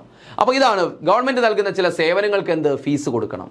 അപ്പോൾ ഇതൊക്കെ എന്താണ്? Non tax revenue. അപ്പോൾ ഏതൊക്കെയാണ്? Dividends, interest on loans, fees അല്ലേ, പിന്നെ ഗവൺമെന്റ് കിട്ടുന്ന ഫീസ്, ഇതൊക്കെ എന്താണ്? Non tax revenue. Tax revenue അല്ലത് നോൺ ടാക്സ് റവന്യൂ. ഇത് ആർക്ക് കിട്ടുന്നതാണ്? ഗവൺമെന്റ് കിട്ടുന്നതാണ്. ഇനി the approximation of non tax revenue receipts from A range of sources including interest, fees, fines and other miscellaneous receipts collected during the exercise of sovereign functions, regulatory and license fees and user fees for goods and services made available to the public. അപ്പോൾ നോക്ക്, the approximation of non tax receipts. അപ്പോൾ ഈ non tax റവന്യൂവിൻ്റെ approximation അല്ലെങ്കിൽ non tax റവന്യൂവിൻ്റെ ലഭ്യത എന്ന് പറയുന്നത് from A range of sources, ഏതൊക്കെ സോഴ്സിൽ നിന്ന് കിട്ടുന്നു? ഇൻക്ലൂഡ് ഏതൊക്കെ സോഴ്സാണ്? ഇതാണ് ഇമ്പോർട്ടൻറ്റ്. ഇൻട്രസ്റ്റ്, ഫീസ്, നമ്മൾ പറഞ്ഞ പാടില്ല, ഇൻട്രസ്റ്റ്, ഫീസ്, ഫൈൻസ്, ഫൈൻ കെട്ടണം. കാരണം നമ്മളിപ്പോൾ എന്തെങ്കിലും പിന്നെ ലീഗൽ വയലേഷൻസ് നടത്തി, ഹെൽമെറ്റ് ഇല്ലാതെ യാത്ര ചെയ്യുന്നു, അതുപോലെ സീറ്റ് ബെൽറ്റ് ഇല്ലാതെ യാത്ര ചെയ്യുന്നു, അപ്പോൾ ഫൈൻ കെട്ടണ്ടേ? ആ ഫൈൻസും എന്താണ്? നോൺ ടാക്സ് റവന്യൂ ആണ്. ആൻഡ് അപ്പോൾ ഏതൊക്കെയാണ് ഇതിനകത്ത് പ്രധാനപ്പെട്ട സോഴ്സുകൾ ഏതൊക്കെയാണ്? അപ്പോൾ ഏതൊക്കെയാണ് ഇതിൻ്റെ പ്രധാനപ്പെട്ട ഏതൊക്കെ റേഞ്ചിൽ വരുന്ന പിന്നെ ഇൻകംസ് ആണ് ഇതിനകത്ത് വരിക? Interest, fees, fines and other miscellaneous receipts. മറ്റ് അതർ മിസ്ലേനിയസ് റെസീറ്റ്സ് എന്ന് വെച്ചാൽ ഇവയിൽപ്പെടാത്ത മറ്റ് മറ്റ് പല റെസീറ്റ്സുകൾ collected during the exercise of sovereign functions. ഗവൺമെന്റിന്റെ സോവറിംഗ് ഫംഗ്ഷൻസ്, ഗവൺമെന്റിന് മാത്രം ചെയ്യാൻ പറ്റുന്ന ചില ഫംഗ്ഷൻസ് ഉണ്ട്. ഇപ്പോൾ കോടതികളുടെ വ്യവഹാരം, അത് സ്വകാര്യ വ്യക്തികൾ വലിയ ചെയ്യാൻ പറ്റില്ല. അതുപോലെ വീടിന് പെർമിറ്റ് കൊടുക്കുന്ന, കടയ്ക്ക് ലൈസൻസ് കൊടുക്കുന്നത്, അതൊക്കെ ഗവൺമെന്റിന്റെ സോവറിംഗ് പരമാധികാര ധർമ്മങ്ങളാണ്. ആ ധർമ്മങ്ങൾ ഫംഗ്ഷൻ ചെയ്യുന്നതിന് എന്ത് കൊടുക്കാറുണ്ട്? ഫീസ് കെട്ടാറുണ്ട്. അതുപോലെ sovereign function regulatory and licence fees, ഗവൺമെന്റിന്റെ റെഗുലേറ്ററി ആൻഡ് ലൈസൻസ് ഫീസുകളുണ്ട്. അപ്പോൾ ഗവൺമെന്റ് സോവറിംഗ് ഫംഗ്ഷൻസിന് കിട്ടുന്ന ഫീസാണ് ചില ഫീസുകൾ. നമ്മൾ നേരത്തെ മുകളിൽ പറഞ്ഞില്ലേ, വേരിയസ് ഫീസ് അല്ലേ ഗവൺമെന്റ് സർവീസസിന്. ആൻഡ് യൂസർ ഫീസ് ഉണ്ടോ? യൂസർ ഫീസ്, പല കാര്യങ്ങളും നമ്മൾ ചെയ്യുന്നതിന് യൂസർ ഫീ കൊടുക്കണം. For goods and services made available to the public, പബ്ലിക്കിന് ഏതെങ്കിലും ഗുഡ്സ് ആൻഡ് സർവീസ് കൊടുക്കുമ്പോൾ ചെറിയ തോതിൽ എന്താണ്? യൂസർ ഫീ കൊടുക്കണം ഗവൺമെന്റിന്. അപ്പോൾ ഇതൊക്കെ ആണ് പ്രധാനപ്പെട്ട നോൺ ടാക്സ് റവന്യൂ. അപ്പോൾ ഏതാണ് മുകളിൽ പറഞ്ഞ ഡിവിഡൻസ്, അതുപോലെ ഇൻട്രസ്റ്റ് ഓൺ ലോൺസ്, വേരിയസ്, അതല്ലേ ഫീസ്, ഇത് വരുന്നു. അവിടുത്തെ അതേപോലെ തന്നെയാണ് ഒന്നുകൂടി റിപ്പീറ്റ് ചെയ്യുന്നത്, ഇൻട്രസ്റ്റ്, ഫീസ് അല്ലേ, അതുപോലെ ഫൈൻസ്, അതുപോലെ മിസ്ലേനിയസ് റെസീറ്റ്സ് ഉണ്ട്. ഇത് കൂടാതെയുള്ള റെസീറ്റ്സ് ഉണ്ട്. ഏതൊക്കെയാണ്? ഗവൺമെന്റിന്റെ സോവറിംഗ് ഫംഗ്ഷൻസ്, ഗവൺമെന്റിന് മാത്രം ചെയ്യാൻ പറ്റുന്ന ചില പരമാധികാര ധർമ്മങ്ങളുണ്ട്. അതാണ് ഞാൻ പറഞ്ഞ കോടതി വ്യവഹാരങ്ങൾ, അതൊക്കെ അതിനുള്ള റെമ്യൂണറേഷൻ അല്ലെങ്കിൽ അതിനുള്ള fees, licence fees, user fees. Government ഈ ചില ഗുഡ്സ് ആൻഡ് സർവീസസ് പബ്ലിക്കിന് അവൈലബിൾ ആക്കുമ്പോൾ എന്ത് കൊടുക്കണം? ചില യൂസർ ഫീ കൊടുക്കണം. അപ്പോൾ അങ്ങനെയുള്ള കാര്യങ്ങളൊക്കെ എന്താണ്? ഗവൺമെന്റ് നോൺ ടാക്സ് റവന്യൂവിൽ വരും. ഇതാ നോക്ക്, നമ്മൾ പറഞ്ഞ കാര്യങ്ങൾ തന്നെയാണ് 10ാം ക്ലാസ്സിലെ പഴയ ഓൾഡ് SCERT-യിൽ. ഇപ്പോഴത്തെ ഇത് റിവൈസ് 10ാം ക്ലാസ്സിലെ ടെക്സ്റ്റ് മാറി വരും, നിങ്ങൾ അറിഞ്ഞു കാണുമല്ലോ. പഴയ 10ാം ക്ലാസ് ടെക്സ്റ്റിൽ സോഷ്യൽ സയൻസിൽ public revenue and public expenditure എന്ന് പറയുന്ന ഒരു ചാപ്റ്റർ തന്നെ ഉണ്ടായിരുന്നു. അതിൽ source of non tax revenue ഇങ്ങനെയാണ് കൊടുത്തേക്കുന്നത്, കണ്ടോ? Source of non tax revenue, non tax റവന്യൂവിൻ്റെ സോഴ്സസ് ഇതുപോലെ കൊടുത്തിട്ടുണ്ട്. അപ്പോൾ ഇതിൽ നിന്ന് ഇതേപോലെ എടുത്ത് PSCക്ക് ക്വസ്റ്റ്യൻ ചോദിക്കാറുണ്ട്. അപ്പോൾ നമ്മൾ പറഞ്ഞ കാര്യം തന്നെയാണ്. നോൺ ടാക്സ് റവന്യൂ ഏതൊക്കെയാണ് വരിക? Fees, fines and penalties, grants, കണ്ടോ നമ്മൾ പറയാത്ത ഒരെണ്ണം കൂടിയുണ്ട്, ഗ്രാൻസ്, ഇൻട്രസ്റ്റ്, പ്രോഫിറ്റ്. ഇതൊക്കെയാണ് ഇത് നോൺ ടാക്സ് റവന്യൂവിൻ്റെ സോഴ്സസ്. അതെവിടെ നിന്നാണ്? ആ പഴയ 10ാം ക്ലാസ്. ഇപ്പോൾ റിവൈസ് ചെയ്ത് പുതിയ ടെക്സ്റ്റ് വന്നിട്ടുണ്ട് എന്ന് കരുതി പഴയത് ചോദിക്കാതിരിക്കില്ല. കാരണം ഇപ്പോഴും വരുന്നതിൽ ഡയറക്റ്റ് പബ്ലിക് എക്സ്പെൻഡിച്ചറും പബ്ലിക് റവന്യൂ ഒന്നും പഠിക്കാനില്ല, അതൊക്കെ അവർ സ്കിപ്പ് ചെയ്ത് കളഞ്ഞു. പക്ഷേ ഈ ഭാഗത്തുനിന്ന് ക്വസ്റ്റ്യൻ വരുന്നത് ഇതിൽ നിന്ന് തന്നെ അവർ ഡയറക്റ്റ് എടുത്തിടും. ഓക്കെ, അപ്പോൾ നമുക്ക് ഒന്ന് ഫീസ്, നോൺ ടാക്സ് റവന്യൂവിൽ ആദ്യം വരുന്ന ഫീസാണ്. Fees is the reward collected for the government services. Fees എന്താണ്? Fees is the reward collected for the government service. നമ്മൾ നേരത്തെ പറഞ്ഞു ഗവൺമെന്റ് സർവീസ്, ഗവൺമെന്റ് ചില സർവീസ് നമുക്ക് ചെയ്തു തരും, അതിനുള്ള ഫീസ്. എക്സാമ്പിൾ ഏതൊക്കെയാണ്? ലൈസൻസ് ഫീസ്, കണ്ടോ? Registration fees, tuition fees, etcetera are examples. ഇപ്പോൾ കോളേജിലൊക്കെ എന്താണ്? ചെറിയ ട്യൂഷൻ ഫീസ് മേടിക്കാറുണ്ട്. അതുപോലെ ലൈസൻസ് ഫീസ്, നമ്മൾ പലതരത്തിൽ എന്തെങ്കിലും ലൈസൻസിന് അപ്ലൈ ചെയ്യുമ്പോൾ ലൈസൻസ് ഫീ ഉണ്ട്. രജിസ്ട്രേഷൻ ഫീസ്, വാഹന രജിസ്ട്രേഷന് ഫീസ് ഇല്ലേ, അതൊക്കെ ഇതാണ് ഫീസിൽ. ഇതൊക്കെ എന്താണ്? ഗവൺമെന്റ് സോഴ്സ് ഓഫ് ഇൻകം ആണ്. അത് ടാക്സ് ആണോ എന്ന് ചോദിച്ചാൽ ടാക്സ് ആണോ? അല്ല, അത് നോൺ ടാക്സ് റവന്യൂ ആണ്, നികുതിയിതര വരവാണ്. ഇനി ഫൈൻസ് ആൻഡ് പെനാലിറ്റീസ് അല്ലേ, പെനാൽറ്റി ചുമത്തും, പിഴ ചുമത്തും. Fines and penalties are punishments. ഫൈൻസും പെനാൽറ്റീസ് എന്താണ്? പണിഷ്മെന്റ്സ് ആണ്, ശിക്ഷകളാണ്. ഫോർ വയലേറ്റിംഗ് ദ ലോസ്, നിയമം ലംഘിക്കുമ്പോൾ അല്ലേ, സീറ്റ് ബെൽറ്റ് ഇടാതെ യാത്ര ചെയ്യുമ്പോൾ, എന്നാൽ ഹെൽമെറ്റ് വയ്ക്കാതെ യാത്ര ചെയ്യുമ്പോൾ അല്ലേ, അതുപോലെ ഓവർ സ്പീഡിന്, അതുപോലെ സിഗ്നൽ ശ്രദ്ധിക്കാതിരിക്കുമ്പോൾ, ഇതൊക്കെ നമുക്ക് എന്താണ്? ഈ ഫൈൻസ് ചുമത്തും, ഫൈൻസ് ആൻഡ് പെനാൽറ്റീസ്. ഇത് നോൺ ടാക്സ് റവന്യൂ ആണ്, ഇമ്പോർട്ടൻ്റ് ആണ്. ഇത് അതിന് ഗ്രാൻസ് ഉണ്ട്, ഗ്രാൻറ്റുകളുണ്ട്. എന്താണ് grants? Grants are the financial aid provided by one government or organization for meeting a specific objective. അപ്പോൾ grants are the financial aid, ഒരു സാമ്പത്തിക സഹായമാണ് ഗ്രാൻഡ് എന്ന് പറയുന്നത്. Provided by one government or organisation, ഒരു സംഘടനയോ ഒരു സ്ഥാപനമോ അല്ലെങ്കിൽ മറ്റൊരു ഗവൺമെന്റോ ഒരു ഗവൺമെന്റിന് കൊടുക്കുന്നു. ഇപ്പോൾ ഇന്ത്യൻ ഗവൺമെന്റിന് മറ്റേതെങ്കിലും ഗവൺമെന്റോ അല്ലെങ്കിൽ മറ്റേതെങ്കിലും ഓർഗനൈസേഷനോ കൊടുക്കുന്നു ഫിനാൻഷ്യൽ എയ്ഡ്, സാമ്പത്തിക സഹായം. തിരിച്ചു കൊടുക്കേണ്ടത് എന്തിനു വേണ്ടി? ഫോർ മീറ്റിംഗ് സ്പെസിഫിക് ഒബ്ജക്റ്റീവ്സ്, ഏതെങ്കിലും ഒരു പ്രത്യേക ലക്ഷ്യം നേടിയെടുക്കാൻ വേണ്ടി. ഇപ്പോൾ നമുക്കിപ്പോൾ ഏതെങ്കിലും തരത്തിൽ എന്താണ്, ഇപ്പോൾ UN ഒക്കെ ഇപ്പോൾ ലഭ്യമാകുന്നില്ല, അടുത്ത കാലം വരെ ഈ UN ഒക്കെ എന്താണ്, നമ്മുടെ വിദ്യാഭ്യാസ പുരോഗതിക്കായിട്ട് ഇന്ത്യ പോലുള്ള രാജ്യങ്ങൾക്ക് ഈ വിദ്യാഭ്യാസ പുരോഗതിക്ക്, ആരോഗ്യരംഗത്തെ പുരോഗതിക്കൊക്കെ ഫണ്ടിങ് നടത്തിക്കൊണ്ടിരുന്നത്. തിരിച്ചു കൊടുക്കേണ്ടാത്ത ഫണ്ടുകളുണ്ട്, അതിനെ നമ്മൾ ഗ്രാൻറ്റുകൾ എന്ന് പറയും. അതുപോലെ ഈ ബ്രിട്ടൻ പോലുള്ള രാജ്യങ്ങളൊക്കെ ഇത് ഫണ്ടിങ്, ഇപ്പോൾ അടുത്ത സമയത്താണ് ബ്രിട്ടൻ നിർത്തലാക്കിയത്. നമ്മുടെ വിദ്യാഭ്യാസ പുരോഗതിക്കൊക്കെ അവർ ഫണ്ടിങ് നടത്തിക്കൊണ്ടിരുന്നു. കാര്യം അതിൻ്റെ ആവശ്യമില്ലെന്ന് അവർക്ക് മനസ്സിലായി. കാര്യം നമ്മൾ ആ ഒരു ലെവലിലേക്ക് നമ്മൾ മാറിക്കഴിഞ്ഞു. അതുകൊണ്ട് അപ്പോൾ ഇതാണ് ഗ്രാൻസ് എന്ന് പറയുന്നത്. For examples, grants provided by central and state governments to local self governments. ഇതിന് മറ്റൊരു എക്സാമ്പിളാണ് അവർ പറഞ്ഞിരിക്കുന്നത്. എന്താണ്? For example, grants are provided by central and state governments to local self governments. അതായത് സെൻട്രൽ ഗവൺമെന്റ് സ്റ്റേറ്റ് ഗവൺമെന്റ്സിന് കൊടുക്കുന്ന ഗ്രാൻഡ് ഉണ്ട്, അതുപോലെ state governments local self governments പ്രാദേശിക ഭരണകൂടങ്ങൾക്ക് കൊടുക്കുന്ന ഗ്രാൻറ്റുകളുണ്ട്, പല വികസന പ്രവർത്തനങ്ങൾക്കുമായിട്ട് കൊടുക്കുന്ന ഗ്രാൻറ്റുകൾ, അതൊന്നും തിരിച്ചു കൊടുക്കേണ്ട കാര്യമില്ല. അതുപോലെ ഇന്ത്യ ഗവൺമെൻറ്റിന് വിദേശ രാജ്യങ്ങളിൽ നിന്നോ ഇൻ്റർനാഷണൽ ഓർഗനൈസേഷൻസിൽ നിന്നോ ഒക്കെ എന്ത് കിട്ടാറുണ്ട്? ഇതുപോലെ ഗ്രാൻറ്റ് കിട്ടാറുണ്ട്. ഇതാണ് ഗ്രാൻറ്റ്സ്. അടുത്ത interest. Government receive interest for loans given to various enterprises, agencies and countries. അപ്പോൾ ഇന്ത്യ ഗവൺമെൻറ് നമ്മളെ സംബന്ധിച്ച് നമുക്ക് ഇൻട്രസ്റ്റ് കിട്ടാൻ മിക്കവാറും തീരെ കുറവായിരിക്കും, നമുക്ക് കൊടുക്കാനേ ഉള്ളൂ കൂടുതലും. അപ്പോൾ എന്താണ് എങ്കിലും പബ്ലിക് റവന്യൂവിൻ്റെ ഭാഗമാണ്, അല്ലെങ്കിൽ നോൺ ടാക്സ് റവന്യൂവിൻ്റെ ഭാഗമാണ് ഇൻട്രസ്റ്റ്. എന്താ? ഗവൺമെൻറ് റിസീവ് ഇൻട്രസ്റ്റ്, ഗവൺമെൻറ്റിന് ഇൻട്രസ്റ്റ് കിട്ടുന്നു. ഇൻട്രസ്റ്റ് ഫോർ ലോൺസ്, ലോൺസിന്, വായ്പയ്ക്ക് എന്ത് കിട്ടുന്നു? ഇൻട്രസ്റ്റ് കിട്ടുന്നു. ആർക്ക് കൊടുക്കുന്നതാണ്? ഗിവൺ ടു എൻ്റർപ്രൈസസ്, ഏതെങ്കിലും സംരംഭങ്ങൾക്ക് കൊടുക്കുന്നു, ഏതെങ്കിലും പൊതുമേഖലാ സ്ഥാപനങ്ങൾക്കായിരിക്കും കൊടുക്കുക. ഏജൻസീസ്, മറ്റേതെങ്കിലും ഏജൻസികൾക്ക്, അതുപോലെ കൺട്രീസ്, മറ്റ് രാജ്യങ്ങൾക്ക്, അതുപോലെ സ്റ്റേറ്റ് ഗവൺമെൻറ്റ്സിനൊക്കെ എന്താണ് നമ്മുടെ സെൻട്രൽ ഗവൺമെൻറ് വായ്പ കൊടുത്തിട്ടുണ്ടാകും. അതിന് പലിശ കിട്ടും. ആ പലിശ നോൺ ടാക്സ് റവന്യൂവിൽ വരും. അടുത്ത പ്രോഫിറ്റ്സ്, ലാഭം. എന്താ അത്? Profit is the net income received from the enterprises operated by the government. അതായത് സിമ്പിളായിട്ട് പറഞ്ഞാൽ PSUs, പബ്ലിക് സെക്ടർ അണ്ടർടേക്കിംഗ്സ് ഇല്ലേ, ആ പബ്ലിക് സെക്ടർ അണ്ടർടേക്കിംഗ്സിന് കിട്ടുന്ന net income, that means profit, അത് മറ്റൊരു സോഴ്സ് ആണ്, നോൺ ടാക്സ് റവന്യൂ ആണ്. Example, profit from the Indian railways, Indian റെയിൽവേയിൽ നിന്ന് കിട്ടുന്ന പ്രോഫിറ്റ് അല്ലേ, അതൊക്കെ എന്താണ്? നോൺ ടാക്സ് റവന്യൂവിൻ്റെ ഭാഗമാണ്. അപ്പോൾ ഇത് 10ാം ക്ലാസ്സിൻ്റെ ടെക്സ്റ്റിൽ, പഴയ ടെക്സ്റ്റിൽ കൊടുത്തിരുന്നതാണ്. അപ്പോൾ ഇതൊക്കെയാണ് നോൺ ടാക്സ് റവന്യൂ എന്ന് പറയുന്നത്, നികുതി ഇതര വരവുകൾ അല്ലേ. Fees, fines and penalties, grants, interest, profit. Clear ആണെന്ന് കരുതുന്നു. അപ്പോൾ ഇത് നമ്മൾ ടാക്സ് റവന്യൂ, അതുപോലെ എന്താണ് നോൺ ടാക്സ് റവന്യൂയുടെ പ്രധാനപ്പെട്ട സോഴ്സുകളാണ് നമ്മളിപ്പോൾ പറഞ്ഞത്. അപ്പോൾ 2 കാറ്റഗറിയാണ് പ്രധാനമായിട്ടുള്ളത്, tax revenue, non tax revenue. അപ്പോൾ ഈ നോൺ ടാക്സ് റവന്യൂവിലെ പ്രധാനപ്പെട്ട സോഴ്സ് ഈ 10ാം ക്ലാസ്സിൽ കൊടുത്തിരിക്കുന്നതാണ് നമ്മൾ ഈ പറഞ്ഞ fees, fines, penalties, grants, interest, profit. അപ്പോൾ ഇത് കൂടാതെ നമ്മൾ എന്താണ് കുറച്ചുകൂടി അധികം മനസ്സിലാക്കേണ്ടത് നോൺ ടാക്സ് റവന്യൂവിനെ കുറിച്ച്, അതാണ് നമ്മൾ ഇനി പറയുന്നത്. അതാ നോക്കാം, കൊമേഴ്സ്യൽ റവന്യൂസ്. അപ്പോൾ നമ്മൾ ആദ്യമേ എന്ത് ചെയ്തു? പല സോഴ്സുകളുണ്ട് എന്ന് നമ്മൾ പഠിച്ചു. അതിലൊന്നാണ് കൊമേഴ്സ്യൽ റവന്യൂ, ടാക്സസ്, അത് കൊമേഴ്സ്യൽ റവന്യൂ. കൊമേഴ്സ്യൽ റവന്യൂ എന്ത് തന്നെയാണ്? നോൺ ടാക്സ് റവന്യൂ തന്നെയാണ് കൊമേഴ്സ്യൽ റവന്യൂസ്. നമ്മൾ നേരത്തെ പറഞ്ഞില്ലേ, പ്രോഫിറ്റ് കിട്ടുമെന്ന് പറഞ്ഞില്ലേ, ആ പ്രോഫിറ്റ് തന്നെയാണ് മറ്റൊരു പേരിൽ അറിയപ്പെടുന്നത് കൊമേഴ്സ്യൽ റവന്യൂസ്. അതാ നോക്കാം, commercial revenues are the money that the government receives by selling goods and services it produces. അപ്പോൾ commercial revenues are the money, commercial revenues are the money that the government receives by selling goods and services it produce. Government ഉൽപ്പാദിപ്പിക്കുന്ന വെച്ചാൽ government സ്ഥാപനങ്ങൾ ഉൽപ്പാദിപ്പിക്കുന്ന സാധന സേവനങ്ങൾ വിറ്റഴിക്കുമ്പോൾ, government ഉൽപ്പാദിപ്പിക്കുന്ന സാധന സേവനങ്ങൾ വിറ്റഴിക്കുമ്പോൾ അവർക്ക് കിട്ടുന്ന ഇൻകത്തെ പറയുന്ന പേരാണ് കൊമേഴ്സ്യൽ റവന്യൂ എന്ന് പറയുന്നത്. മനസ്സിലായില്ലേ? കൊമേഴ്സ്യൽ റവന്യൂ, അവർക്ക് കിട്ടുന്ന വരുമാനമാണ് ഏത്? കൊമേഴ്സ്യൽ റവന്യൂ എന്ന് അറിയപ്പെടുന്നത്. പിടികിട്ടിയോ?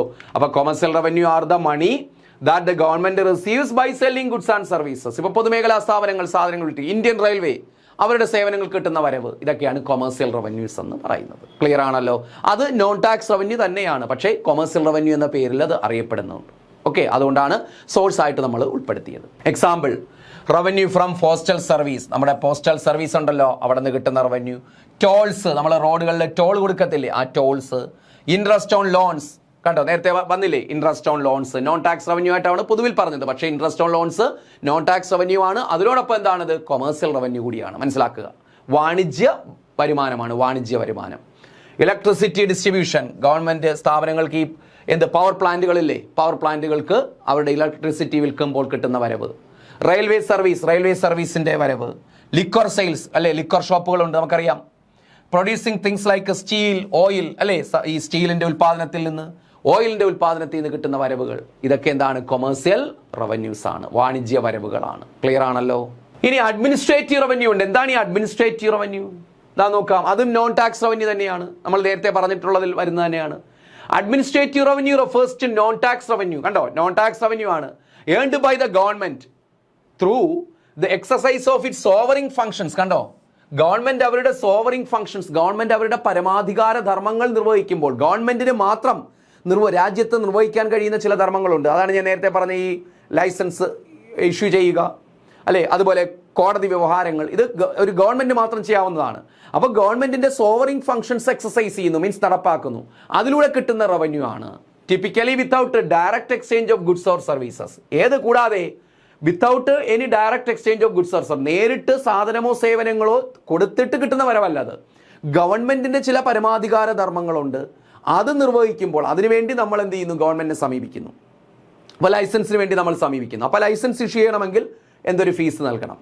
അതുപോലെ പിന്നെ എന്താണ് ഈ കോടതികളുമായി ബന്ധപ്പെട്ട വ്യവഹാരങ്ങൾ. ഇപ്പോൾ കോടതിയിൽ എന്തെങ്കിലും ഒരു കേസ് സബ്മിറ്റ് ചെയ്യണം. ഇപ്പോൾ ഹൈക്കോടതിയിലൊക്കെ ആണെങ്കിൽ ഒരു നിശ്ചിത തുക, ഹൈക്കോടതിയിലല്ല എല്ലാ കോടതികളിലും ഒരു നിശ്ചിത തുക നമ്മൾ കെട്ടിവെക്കണം. അങ്ങനെ ആ പൈസ കെട്ടിവെച്ചാണ് നമ്മൾ എന്ത് ചെയ്യുന്നത്, പിന്നെ കോടതി വ്യവഹാരങ്ങൾ നടപ്പാക്കുന്നത്.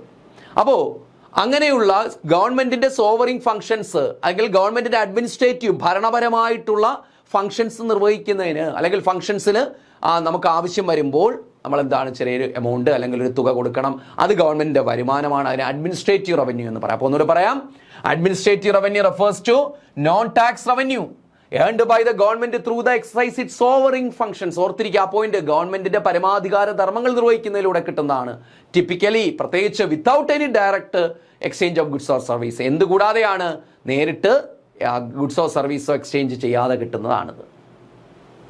എക്സാമ്പിൾ കണ്ടോ, ഫീസ്, കോർട്ട് ഫീസ് വരും, ലൈസൻസ് ഫീസ്, രജിസ്ട്രേഷൻ ഫീസ് കണ്ടോ, രജിസ്ട്രേഷൻ, വാഹന രജിസ്ട്രേഷനൊക്കെ ഉള്ള ഫീസുകൾ. ഇനി അതുകൂടാതെ ഫൈൻസ് ആൻഡ് പെനാലിറ്റീസ് വരും. ഫോർഫീച്ചേഴ്സ് എന്താണ് forfeitures? Revenue from the confiscation of poverty or assets due to legal violation.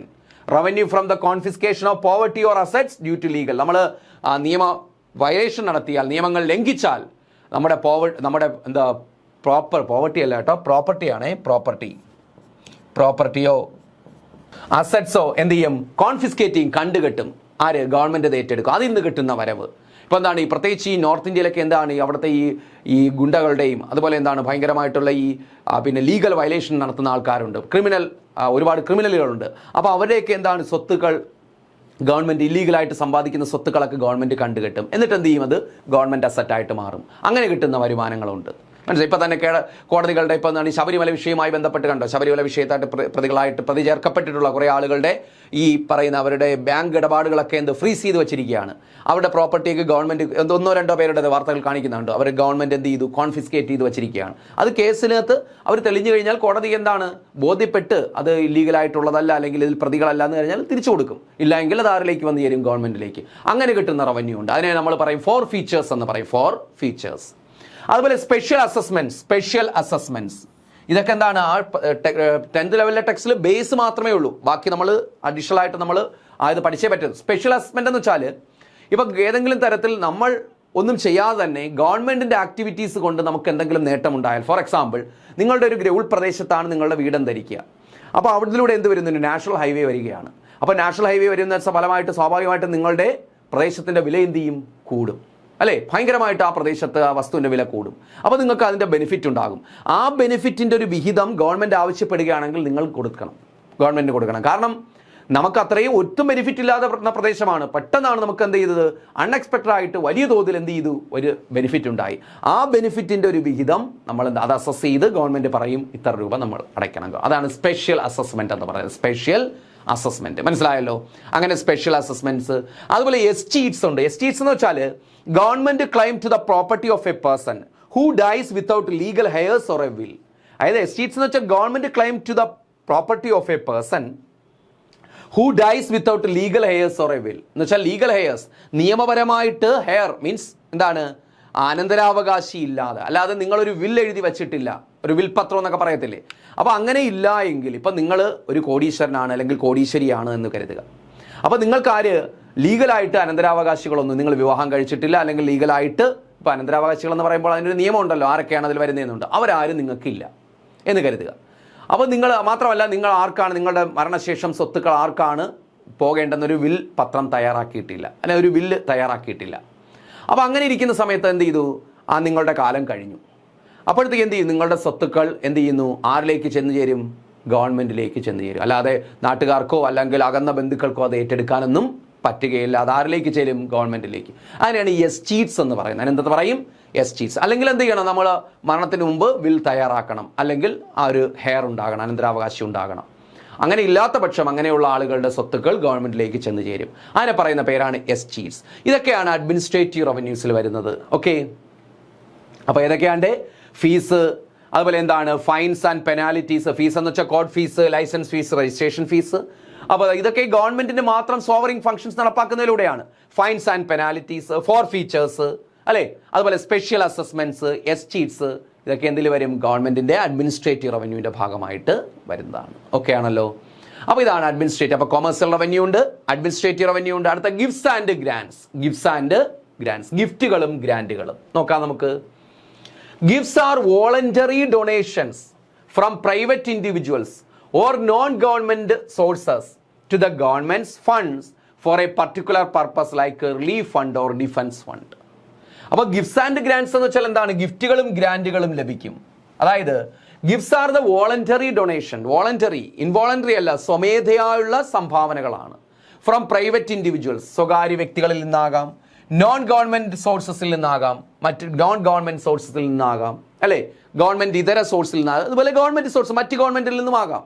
To the government funds, ആരിലേക്ക് കിട്ടുന്നു? ഗവൺമെന്റ് ഫണ്ടിലേക്ക് കിട്ടുന്നു. ഫോർ എ പർട്ടിക്കുലർ പർപ്പസ്, എന്തിനു വേണ്ടിയാണ്? ഒരു പർപ്പസ്. അപ്പൊ ഗിഫ്റ്റ് ആണ് ഈ പറയുന്നത്. ഗിഫ്റ്റ് എന്ന് വെച്ചാൽ ഗ്രാൻഡ് അല്ല, ഗിഫ്റ്റ്. ഗ്രാൻഡ് നമ്മൾ ആൾറെഡി പറഞ്ഞ ഓർമ്മയുണ്ടോ? ഗ്രാൻഡ് എന്ന് വെച്ചാൽ എന്താണ്? നമുക്ക് തിരിച്ചു കൊടുക്കേണ്ടാത്ത, നമുക്ക് എന്താണ്, എന്തെങ്കിലും ഒരു പ്രത്യേക പർപ്പസിന് വേണ്ടി ഗവൺമെന്റ് ഓർഗനൈസേഷൻസോ തരുന്ന പിന്നെ എന്താണ് സംഭാവനയ്ക്ക് അല്ലെങ്കിൽ തരുന്ന എമൗണ്ട് ആണ് എന്ന് പറയുന്നത് ഗ്രാൻസ് എന്ന് പറയുന്നത്. അപ്പോൾ ഇവിടെ ഗിഫ്റ്റ് എന്താണ്? Gifts are voluntary donations from private individuals, അല്ലെ? വോളണ്ടറി ആയിട്ട് സ്വമേധയാ നൽകുന്ന പ്രൈവറ്റ് വ്യക്തികളോ അല്ലെങ്കിൽ നോൺ ഗവൺമെന്റ് സോഴ്സസോ, ഗവൺമെന്റ് ഇതര സംഘടനകളോ അല്ലെങ്കിൽ വ്യക്തികളോ, സ്വകാര്യ വ്യക്തികളോ സ്വമേധയാ നൽകുന്നു. എന്തിനാണ്? To government funds for a particular purpose, ഏതെങ്കിലും ഒരു പ്രത്യേക പർപ്പസിന് വേണ്ടി എന്ത് ഗവൺമെന്റിന് കൈമാറുന്ന ഫണ്ട്. ഏതൊക്കെയാണ് ഫണ്ട്? Relief fund, ദുരിതാശ്വാസത്തിന്. ഇപ്പം നമുക്കറിഞ്ഞൂടെ, ഈ പ്രളയം വന്ന സമയത്ത്, അതുപോലെ ഉരുൾപൊട്ടൽ വന്ന സമയത്ത് ഒരുപാട് പേര്, നമ്മുടെ ഫിലിം സ്റ്റാർസ്, വ്യവസായികളൊക്കെ ഒരുപാട് പേര്, അതുപോലെ സാധാരണക്കാരും ഒരുപാട് പേര് നമ്മുടെ റിലീഫ് ഫണ്ട്, ദുരിതാശ്വാസ ഫണ്ടിലേക്ക് സംഭാവന ചെയ്തു. ഒരു പ്രത്യേക പർപ്പസിന് വേണ്ടിയാണ്. അതുപോലെ ഡിഫൻസ് ഫണ്ട് ഉണ്ട്. അങ്ങനെ ഡിഫൻസ് ഫണ്ടിലേക്ക് പട്ടാളക്കാരുടെ ക്ഷേമങ്ങൾക്ക് വേണ്ടി, അവരുടെ ഈ പിന്നെ മരണപ്പെട്ടു പോയ പട്ടാളക്കാരുണ്ടല്ലോ, അവരുടെ കുടുംബത്തിൻ്റെ ഉന്നമനത്തിന് വേണ്ടിയൊക്കെ ഡിഫൻസ് ഫണ്ടുണ്ട്. അപ്പോൾ ആ ഡിഫൻസ് ഫണ്ടിന് വേണ്ടി, അതുപോലെ എന്താണ് ഈ റിലീഫ് ഫണ്ടിന് വേണ്ടിയൊക്കെ നമുക്ക് എന്ത് ചെയ്യാൻ പറ്റി? സ്വകാര്യ വ്യക്തികൾ, അതുപോലെ ഗവൺമെൻറ് ഇതര സ്ഥാപനങ്ങളൊക്കെ എന്ത് ചെയ്യും? ഡൊണേഷൻസ് കൊടുക്കാറുണ്ട്. അത് വോളണ്ടറിയാണ്. ഇത്ര രൂപ നിങ്ങൾ തന്നേ പറ്റുമെന്നല്ല, അത് അവരുടേതായ ഇഷ്ടത്തിന് അവർ കൊടുക്കുന്നതാണ്. ഇതിനെയാണ് ഗിഫ്റ്റ് എന്ന് പറയുന്നത്. ഇത് ഗവൺമെൻറ്റിൻ്റെ ഒരു വരുമാന സ്രോതസ്സാണ്. ഓക്കെ, ഇനി ഗ്രാൻസ് നമ്മൾ നേരത്തെ പറഞ്ഞു. Grants involve government providing financial assistance to other governments. ഒരു ഗവൺമെന്റ് മറ്റൊരു ഗവൺമെന്റ് കൊടുക്കുന്ന ഫിനാൻഷ്യൽ അസിസ്റ്റൻസ് ആണ്, സാമ്പത്തിക സഹായമാണ്. എന്തിന്? To help carry out governmental functions at different levels. വിവിധ ലെവലുകളിൽ എന്ത് ഗവൺമെന്റിന്റെ ഫംഗ്ഷൻസ് നടപ്പാക്കാൻ വേണ്ടി. ഇപ്പോൾ സെൻട്രൽ ഗവൺമെന്റ്, സ്റ്റേറ്റ് ഗവൺമെന്റ്സുകൾക്ക് ഗ്രാന്റ് കൊടുക്കും പല വികസന പ്രവർത്തനങ്ങൾക്ക് വേണ്ടി. അതൊന്നെന്താണ്? തിരിച്ചു കൊടുക്കേണ്ടതല്ല. വിദ്യാഭ്യാസത്തിന് വേണ്ടി കൊടുക്കും, ഹെൽത്തിന് വേണ്ടി കൊടുക്കും, പല കാര്യങ്ങൾക്ക് ഈ അവയർനെസ് ഉണ്ടാക്കാൻ വേണ്ടിയൊക്കെ കൊടുക്കും. അതുപോലെ പിന്നെന്താണ് അതുപോലെ സ്റ്റേറ്റ് ഗവൺമെന്റ്സുകൾ ലോക്കൽ സെൽഫ് ഗവൺമെന്റുകൾക്ക് കൊടുക്കും. അതുപോലെ സെൻട്രൽ ഗവൺമെന്റ് മറ്റ് ഗവൺമെന്റുകൾ ഇതുപോലെ ഗ്രാന്റ് തരും. അപ്പോൾ അതാണ് ഗ്രാൻസ് എന്ന് പറയുന്നത്. നമ്മൾ നേരത്തെയും പറഞ്ഞതാണ് ഗ്രാന്റ്. ഇതുള്ള ഫിനാൻഷ്യൽ അസിസ്റ്റന്റ് ആണ് ഗ്രാന്റ്. ഇതാണ് ഗിഫ്റ്റ്സ് ആൻഡ് ഗ്രാൻസ്. ഇതും എന്ത്? ഒരു നോൺ ടാക്സ് റവന്യൂ ആണ്. Non tax. അപ്പോൾ commercial revenue non tax revenue ആണ്. അതെന്തൊക്കെയാണെന്ന് പറഞ്ഞു. അതുപോലെ പിന്നെ administrative revenue non tax revenue ആണെന്ന് പറഞ്ഞു. അതുപോലെ ഗിഫ്റ്റ്സ് ആൻഡ് ഗ്രാൻസ്, അതും നോൺ ടാക്സ്. അപ്പോൾ ഗിഫ്റ്റ് എന്താണ്, ഗ്രാന്റ് എന്താണെന്ന് മനസ്സിലായല്ലോ. അപ്പോൾ ഗിഫ്റ്റ്സ് എന്ന് വെച്ചാൽ വോളണ്ടറി ഡൊണേഷൻ ആണ്. ഗ്രാൻസ് എന്ന് വെച്ചാൽ എന്താണ്? ഫിനാൻഷ്യൽ അസിസ്റ്റൻസ് ആണ്, സാമ്പത്തിക സഹായമാണ്. അത് ഒരു ഗവൺമെന്റ് മറ്റൊരു ഗവൺമെന്റിന് കൊടുക്കുന്നതാകാം, അല്ലെങ്കിൽ ഏതെങ്കിലും ഇന്റർനാഷണൽ ഓർഗനൈസേഷൻ ഗവൺമെന്റുകൾക്ക് കൊടുക്കുന്നതാകാം. ഓക്കെ, ഇനി നോക്ക് പബ്ലിക് ബോറോയിങ്. അടുത്താണ് പബ്ലിക് ബോറോയിങ്. ഈ പബ്ലിക് ബോറോയിങ് ഒരിക്കലും ഏതിൽ വരില്ല? നോൺ ടാക്സ് റവന്യൂവിൽ വരില്ല. Okay, public borrowing another source of public revenue ആണ്. കാരണം എന്താണ്? ഈ പബ്ലിക് ബോറോയിങ് നമുക്ക് തിരിച്ചു കൊടുക്കണം വിത്ത് ഇൻട്രസ്റ്റ്, പലിശ ഉൾപ്പെടെ നമ്മൾ എന്ത് ചെയ്യണം? ഇത് തിരിച്ചു കൊടുക്കേണ്ടതാണ്. അതുകൊണ്ട് ഒരിക്കലും ഏതിൽ വരില്ല? നോൺ ടാക്സ് റവന്യൂന്റെ ഗണത്തിൽ പെടുത്തത്തില്ല. അതെന്താണ്? Another source of public revenue തന്നെയാണ്, പക്ഷേ നോൺ ടാക്സ് റവന്യൂ അല്ല. ഓക്കെ, അത് ഓർത്തിരിക്കുക. അപ്പോൾ പൊതുക്കടം, public borrowing. Public borrowing means the loans raised by the government from various sources. വിവിധ സോഴ്സുകളിൽ നിന്നും പബ്ലിക് ബോറോയിങ് എന്ന് വെച്ചാൽ എന്താണ്? Loans raised by the government from various source. വിവിധ സോഴ്സുകളിൽ നിന്നും ഗവൺമെന്റ് റൈസ് ചെയ്യുന്ന ലോണിന് പറയുന്ന പേരാണ് എന്ത്? പബ്ലിക് ബോറോയിങ് എന്ന് പറയുന്നത്. Okay, although it creates obligation. Loan ആയതുകൊണ്ട് അതിനെന്തുണ്ട്? ഒബ്ലിഗേഷൻ ഉണ്ട്, ബാധ്യതയുണ്ട്. It is an important source of public revenue. ഇത് ബാധ്യതയുണ്ടെങ്കിൽ കൂടിയും പബ്ലിക് റവന്യൂവിന്റെ പ്രധാനപ്പെട്ട ഒരു സോഴ്സ് ആണ്. Particularly in developing economies like India. കാരണം ബഡ്ജറ്റ് നോക്കിയാൽ അറിയാൻ പറ്റും, നമ്മുടെ വരവുകളിൽ അല്ലെങ്കിൽ നമ്മുടെ ചിലവുകളിൽ പ്രധാനപ്പെട്ട ഒന്നാണ് നമ്മുടെ ഇൻട്രസ്റ്റ് പേയ്മെന്റ്സ് എന്ന് പറയുന്നത്. രണ്ടാമത്തെ നമ്മുടെ ചിലവുകളിൽ പ്രധാനമായിട്ടും രണ്ടാമത്തെ എന്ത് പ്രധാന ചിലവാണ് എന്ന് പറയുന്നത് ഈ പബ്ലിക് ഇൻട്രസ്റ്റ് എന്ന് പറയുന്നത്, ബോറോയിങ്ങിൻ്റെ ഇൻട്രസ്റ്റ് എന്ന് പറയുന്നത്. അപ്പോൾ ഈ ഡെവലപ്പിംഗ് ഇക്കോണമീസ് ലൈക്ക് ഇന്ത്യ പോലുള്ള വികസന രാജ്യങ്ങളിൽ പബ്ലിക് റവന്യൂവിൻ്റെ പ്രധാനപ്പെട്ട ഒരു സോഴ്സാണ് ഏത്, ഈ പബ്ലിക് ബോറോയിങ്. കാരണം നമ്മൾ വികസന പ്രവർത്തനങ്ങളൊക്കെ നടപ്പാക്കുന്നത് ഈ ബോറോയിങ്ങിലൂടെയാണ്. അപ്പോൾ അതിന് ഒബ്ലിഗേഷൻ ഉണ്ടെന്ന് പറഞ്ഞാൽ ബാധ്യതയുണ്ട് എന്ന് പറയാൻ കാര്യം എന്താണ്, വിത്ത് ഇൻട്രസ്റ്റ് നമ്മൾ തിരിച്ചു കൊടുക്കണം. അപ്പോൾ അതുകൊണ്ട് അങ്ങനെ ബാധ്യത ഉണ്ടെങ്കിൽ കൂടിയും പബ്ലിക് ബോറോയിങ് ഒരു പ്രധാനപ്പെട്ട സോഴ്സ് ഓഫ് റവന്യൂ തന്നെയാണ്. ക്ലിയർ ആണല്ലോ. അപ്പോൾ അടുത്ത സോഴ്സ് ഓഫ് പബ്ലിക് ബോറോയിങ്, അല്ലെ പബ്ലിക് ബോറോയിങ്ങിൻ്റെ സോഴ്സ് എവിടെ നിന്നൊക്കെ നമ്മൾ ഗവൺമെൻറ് ബോറോ ചെയ്യാറുണ്ട് നോക്ക്. Source of public borrowing are mainly classified in two internal sources and external sources. Internal സോഴ്സും ഉണ്ട്, എക്സ്റ്റേണൽ സോഴ്സും ഉണ്ട്. എന്നുവെച്ചാൽ ആഭ്യന്തരമായിട്ടും ബോറോവ് ചെയ്യും, അതുപോലെ എന്താണ് ബാഹ്യമായിട്ട് ഇന്റർനാഷണൽ ആയിട്ടും നമ്മൾ പുറത്തു നിന്നും നമ്മൾ കടം വാങ്ങും. ഇന്റേണൽ സോഴ്സ് എന്നുവെച്ചാൽ ആഭ്യന്തരമായിട്ട് എവിടെ നിന്നൊക്കെയാണ് ആഭ്യന്തരമായിട്ട് നമ്മൾ വായ്പ എടുക്കുന്നത് ഒരു ഗവൺമെന്റ്, നമ്മുടെ സെൻട്രൽ ഗവൺമെന്റിന് എങ്ങനെയൊക്കെ കിട്ടും. This refers to loans raised by the government from within the country. രാജ്യത്തിനകത്തുനിന്ന് റൈസ് ചെയ്യുന്ന ലോണിനെ പറയുന്ന പേരാണ് ഇന്റേണൽ സോഴ്സ്, അല്ലെങ്കിൽ ഇന്റേണൽ ലോൺസ് എന്ന് പറയും, ഇല്ലെങ്കിൽ ഇന്റേണൽ ബോറോയിങ് എന്ന് പറയും. അപ്പോൾ ഇന്റേണൽ ബോറോയിങ്ങിന്റെ പ്രത്യേകത എന്താണ്, loans raised by the government from within the country. രാജ്യത്തിനകത്തുനിന്ന് ഒരു ഗവൺമെന്റ് റൈസ് ചെയ്യുന്ന ലോണിനെ പറയുന്ന പേരാണ് ഇന്റേണൽ ബോറോയിങ് എന്ന് പറയും, അല്ലെങ്കിൽ ഇന്റേണൽ സോഴ്സ് ഓഫ് ബോറോയിങ് എന്ന് പറയും. അത് ഏതൊക്കെ എവിടെ നിന്നൊക്കെ കിട്ടും, കൊമേഴ്സ്യൽ ബാങ്ക്സിൽ നിന്ന് വായ്പ എടുക്കാറുണ്ട് ഗവൺമെന്റ്, എന്നുവെച്ചാൽ രാജ്യത്തിനകത്തുള്ള ബാങ്ക്. സെൻട്രൽ ബാങ്കിൽ നിന്ന് വായ്പ എടുക്കാറുണ്ട്. നോൺ ബാങ്കിങ് ഫിനാൻഷ്യൽ ഇൻസ്റ്റിറ്റ്യൂഷൻസ് ഉണ്ട്, ബാങ്കിങ് ഇതര ധനകാര്യ സ്ഥാപനങ്ങൾ, insurance companies, mutual funds, pension funds, ഇവിടെ നിന്ന് വായ്പ എടുക്കും. അതാണ് നോൺ ബാങ്കിങ് ഫിനാൻഷ്യൽ ഇൻസ്റ്റിറ്റ്യൂഷൻസ്. അടുത്ത പബ്ലിക് ഓർ ഇൻഡിവിജ്വൽസ്, പൊതുജനങ്ങളിൽ നിന്ന്, വ്യക്തികളിൽ നിന്ന്. അതെങ്ങനെയാണ്, നാഷണൽ സേവിങ്സ് സർട്ടിഫിക്കറ്റ്സ് ഉണ്ട്, ആളുകളുടെ സേവിങ്സ് സ്കീമാണ് നാഷണൽ സേവിങ്സ് സർട്ടിഫിക്കറ്റ്സ്. നാഷണലൈസ്ഡ് ബോണ്ടുകളുണ്ട്, നാഷണലൈസ്ഡ് ബോണ്ടുകൾ. പോസ്റ്റൽ സേവിങ് സ്കീംസ് അറിയാമല്ലോ, പോസ്റ്റൽ സേവിങ് സ്കീംസ്. അതുപോലെ പ്രോവിഡന്റ് ഫണ്ട്, ഈ തൊഴിലാളികളുടെ പ്രോവിഡന്റ് PF ഉണ്ട്, അതിൽ നിന്നൊക്കെ ഗവൺമെന്റ് ഇങ്ങനെ വായ്പ എടുക്കും. വിത്ത് ഇൻട്രസ്റ്റ് നമുക്ക് തിരിച്ചു തരും, ഗവൺമെന്റ് തിരിച്ചു തരും. അപ്പോൾ അതുകൊണ്ടാണ് ഇൻട്രസ്റ്റ് ലഭിക്കുന്നത്. അപ്പോൾ ഇതൊക്കെ എന്താണ്, പബ്ലിക് ബോറോയിങ് ആണ്. അപ്പോൾ അതാണ് വ്യക്തികളിൽ നിന്ന് കിട്ടുന്ന വായ്പ എന്ന് പറയുന്നത്. അപ്പോൾ ഇന്റേണൽ സോഴ്സ് ഓഫ് ബോറോയിങ് ഏതൊക്കെയാണ്, from commercial banks, central bank, non banking financial institutions like insurance companies, mutual funds, pension funds. ഇവിടെ നിന്നൊക്കെ എന്താണ്, ഇവർ ഈ കടപ്പത്രങ്ങൾ ഇഷ്യൂ ചെയ്തിട്ട് വായ്പ എടുക്കും ഗവൺമെന്റ്, എന്നിട്ട് പലിശ ഉൾപ്പെടെ തിരിച്ചു കൊടുക്കും. അതുപോലെ പബ്ലിക്കിൽ നിന്ന്, ഇൻഡിവിജ്വൽസിൽ നിന്ന് വായ്പ എടുക്കുക. അതേതാണ്, പബ്ലിക്കിൻ്റെ നാഷണൽ സേവിങ് സർട്ടിഫിക്കറ്റ് ഉണ്ട്, നാഷണലൈസ്ഡ് ബോണ്ടുകളുണ്ട്, പോസ്റ്റൽ സേവിങ് സ്കീംസ്, നമ്മുടെ പോസ്റ്റൽ സേവിങ് സ്കീംസിൽ നിന്ന് വായ്പ എടുക്കും. പ്രോവിഡന്റ് ഫണ്ട് PFൽ നിന്ന് വായ്പ എടുക്കാറുണ്ട്, ആളുകളുടെ PF, എംപ്ലോയീസിൻ്റെ PFൽ നിന്ന് വായ്പ എടുക്കാറുണ്ട്. ഇതാണ് ഇന്റേണൽ സോഴ്സ് ഓഫ് ബോറോയിങ് എന്ന് പറയുന്നത്. ക്ലിയർ ആണല്ലോ. ഇത് ചോദിക്കും, സ്റ്റേറ്റ്മെന്റ് ക്വസ്റ്റ്യൻസിലൊക്കെ ചോദിക്കാറുണ്ട്, ഇന്റേണൽ സോഴ്സ് ഓഫ് ബോറോയിങ്. അടുത്ത എക്സ്റ്റേണൽ സോഴ്സ്. നമ്മൾ ഇനി ഇതുകൂടാതെ എന്താണ്, രാജ്യത്തിന് പുറത്തുനിന്നും വായ്പ എടുക്കാറുണ്ട്. നോക്ക്, പ്രത്യേകിച്ച് ഇന്ത്യ പോലുള്ള രാജ്യത്ത്. This refers to loans raised by the government from outside the country. രാജ്യത്തിന് പുറത്തുനിന്ന് റൈസ് ചെയ്യുന്ന ലോണാണ് ഏത്, എക്സ്റ്റേണൽ സോഴ്സ് എന്ന് പറയുന്നത്. രാജ്യത്തിന് പുറത്തുനിന്ന് റൈസ് ചെയ്യുന്ന ലോണാണ്. നോക്ക്, sovereign loans from IMF, world bank, അല്ലേ, sovereign loans from IMF, world bank. IMFൽ നിന്നും വേൾഡ് ബാങ്കിൽ നിന്നും റൈസ് ചെയ്യുന്ന ലോണുകൾ. ഓക്കെ, അതൊക്കെ എന്താണ്, അതൊരു രാജ്യത്തിന് മാത്രമേ, വ്യക്തികൾക്ക്, സ്ഥാപനങ്ങൾക്ക് റൈസ് ചെയ്യാൻ പറ്റത്തില്ല. അതുകൊണ്ട് സോവറിംഗ് ലോൺസ്, പരമാധികാര ലോണുകൾ, ഒരു രാജ്യത്തിന്റെ പരമാധികാരമാണ് IMFൽ നിന്ന്, വേൾഡ് ബാങ്കിൽ നിന്ന് എടുക്കാൻ പറ്റുക. വ്യക്തികൾക്കോ സ്ഥാപനങ്ങൾക്കോ വായ്പ എടുക്കാൻ പറ്റില്ല. അതുപോലെ ബയലാറ്ററൽ ലോൺസ് ബിറ്റ്വീൻ ഗവൺമെന്റ്സ്. ഇപ്പൊ ഇന്ത്യ എന്ത് ചെയ്യുന്നു, അമേരിക്കയിൽ നിന്ന് വായ്പ എടുക്കുന്നു, അതാണ് ബയലാറ്ററൽ ലോൺസ്, ഉഭയകക്ഷി ലോണുകൾ എന്ന് പറയും. എന്ന് വെച്ചാൽ ഒരു രാജ്യം മറ്റു രാജ്യത്തു നിന്ന് ലോൺ എടുക്കുന്നു, IMFൽ നിന്ന്, വേൾഡ് ബാങ്കിൽ നിന്ന് ലോൺ എടുക്കുന്നു. അതുപോലെ എന്താണ്, അത് ഇന്റർനാഷണൽ ഏജൻസികളാണ്, അത് എക്സ്റ്റേണൽ സോഴ്സ് ആണ്. അതുപോലെ മറ്റു രാജ്യങ്ങളിൽ നിന്ന് ബയലാറ്ററൽ ലോൺസ് ബിറ്റ്വീൻ ഗവൺമെന്റ്, എന്ന് വെച്ചാൽ ഒരു രാജ്യം മറ്റു രാജ്യത്ത് നിന്ന് ലോൺ എടുക്കുന്നു. ഇന്ത്യ അമേരിക്കയിൽ നിന്ന് ലോൺ എടുക്കുന്നു, അതാണ്. റഷ്യയിൽ നിന്ന് ലോൺ വാങ്ങുന്നു. എക്സ്റ്റേണൽ കൊമേഴ്സ്യൽ ബോറോയിങ്, അതാണ് ECBs എന്ന് പറയും. Like foreign bonds, trade credits, foreign ബോണ്ടുകൾ, അതുപോലെ ട്രേഡ് ക്രെഡിറ്റ്സ്, അതാണ് എക്സ്റ്റേണൽ കൊമേഴ്സ്യൽ ബോറോയിങ് ഉണ്ട്. വാണിജ്യ ബോറോയിങ് എന്ന് പറയും. നമ്മൾ അവിടെ എന്താണ്, കടപ്പത്രങ്ങളൊക്കെ ഇഷ്യൂ ചെയ്ത്, ബോണ്ട് ഇഷ്യൂ ചെയ്ത് എടുക്കുന്നു, ഫോറിൻ ബോണ്ടുകൾ, അതുപോലെ ട്രേഡ് ക്രെഡിറ്റ്സ്. അപ്പോൾ അതുപോലെ നമ്മുടെ ഇന്ത്യ ഗവൺമെന്റ് വിദേശ മാർക്കറ്റുകൾ, ഫോറിൻ എക്സ്ചേഞ്ച് മാർക്കറ്റുകളിൽ, അല്ലെങ്കിൽ ഫോറിൻ മാർക്കറ്റുകളിൽ എന്ത് ചെയ്യുന്നു, നമ്മൾ ബോണ്ട് ഇഷ്യൂ ചെയ്യുന്നു, കടപ്പത്രങ്ങൾ, പ്രോമിസറി നോട്ട്സ് ഇഷ്യൂ ചെയ്യുന്നു. അതാണ് എക്സ്റ്റേണൽ കൊമേഴ്സ്യൽ ബോറോയിങ് എന്ന് പറയുന്നത്.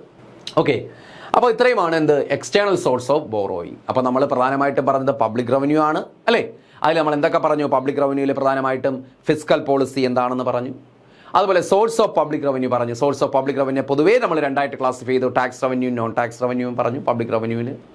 അതുപോലെ എന്താണ് അതിനകത്ത് നമ്മൾ ഡയറക്റ്റ് ടാക്സ്, പിന്നെ ടാക്സിൽ നമ്മൾ ഡയറക്റ്റ് ടാക്സ് അല്ലേ, അതുപോലെ പിന്നെ എന്താണ് ഇൻഡയറക്റ്റ് ടാക്സ് പറഞ്ഞു. അപ്പോൾ ഡയറക്റ്റ് ടാക്സിൽ തന്നെയാണ് പ്രധാനമായിട്ട് ഇൻകം ടാക്സിനെ കുറിച്ച് പറഞ്ഞു. അതുപോലെ പിന്നെന്താ കോർപ്പറേറ്റ് ടാക്സിനെ കുറിച്ച് പറഞ്ഞു. ഇൻകം ടാക്സിൻ്റെ ഇപ്പോഴത്തെ സ്ട്രക്ചറിനെ കുറിച്ച് നമ്മൾ ഡിസ്കസ് ചെയ്തു. അതുപോലെ ഇൻഡയറക്റ്റ് ടാക്സ് GST കുറിച്ച് നമ്മൾ പറഞ്ഞു. അതുപോലെ പിന്നെന്താണ് നോൺ ടാക്സ് റവന്യൂവിനെ കുറിച്ച് നമ്മൾ പഠിച്ചു. പിന്നെ പറഞ്ഞു നോൺ ടാക്സ് റവന്യൂവിൽ പ്രധാനപ്പെട്ട സോഴ്സുകൾ ഏതൊക്കെയാണെന്ന് നമുക്കറിയണം. കൊമേഴ്സ്യൽ റവന്യൂ ഉണ്ട്, അഡ്മിനിസ്ട്രേറ്റീവ് റവന്യൂ ഉണ്ട്, ഗിഫ്റ്റ്സ് ആൻഡ് ഗ്രാൻസ് ഉണ്ട്, അതിനെക്കുറിച്ച് വിശദമായിട്ട് പറഞ്ഞു. അതുപോലെ പിന്നെ എന്താണ് ഇതിൽ പെടാത്തൊരു സോഴ്സാണ് എന്ന് പറയുന്ന പബ്ലിക് ബോറോയിങ് എന്ന് പറയുന്ന പബ്ലിക് ബോറോയിങ്. അതിൻ്റെ ഇൻറ്റേർണൽ സോഴ്സും എക്സ്റ്റേണൽ സോഴ്സും നമ്മൾ പറഞ്ഞു. അപ്പോൾ ഇത്രയും കാര്യങ്ങൾ ഡീറ്റെയിൽ ആയിട്ട് തന്നെ പഠിക്കുക, ഒന്നും മിസ് ചെയ്യരുത്. ഓക്കെ, അപ്പോൾ ഇതൊക്കെ എന്താണെന്ന് കൃത്യമായിട്ട് മനസ്സിലാക്കി തന്നെ പഠിക്കുക. ഇത് ഈ ഏത് ഏരിയയിൽ നിന്ന് വേണമെങ്കിലും അവർക്ക് ക്വസ്റ്റ്യൻ ചോദിക്കാം. ഓക്കെ, അപ്പോൾ ഇത് ഇത്രയും ക്ലിയർ ചെയ്താൽ നമുക്കിത് ഏത് ഭാഗത്തുനിന്ന് ക്വസ്റ്റ്യൻ വന്നാലും നമുക്ക് എന്ത് ചെയ്യാൻ പറ്റും? ആൻസർ ചെയ്യാൻ പറ്റും, അത് ഉറപ്പാണ്.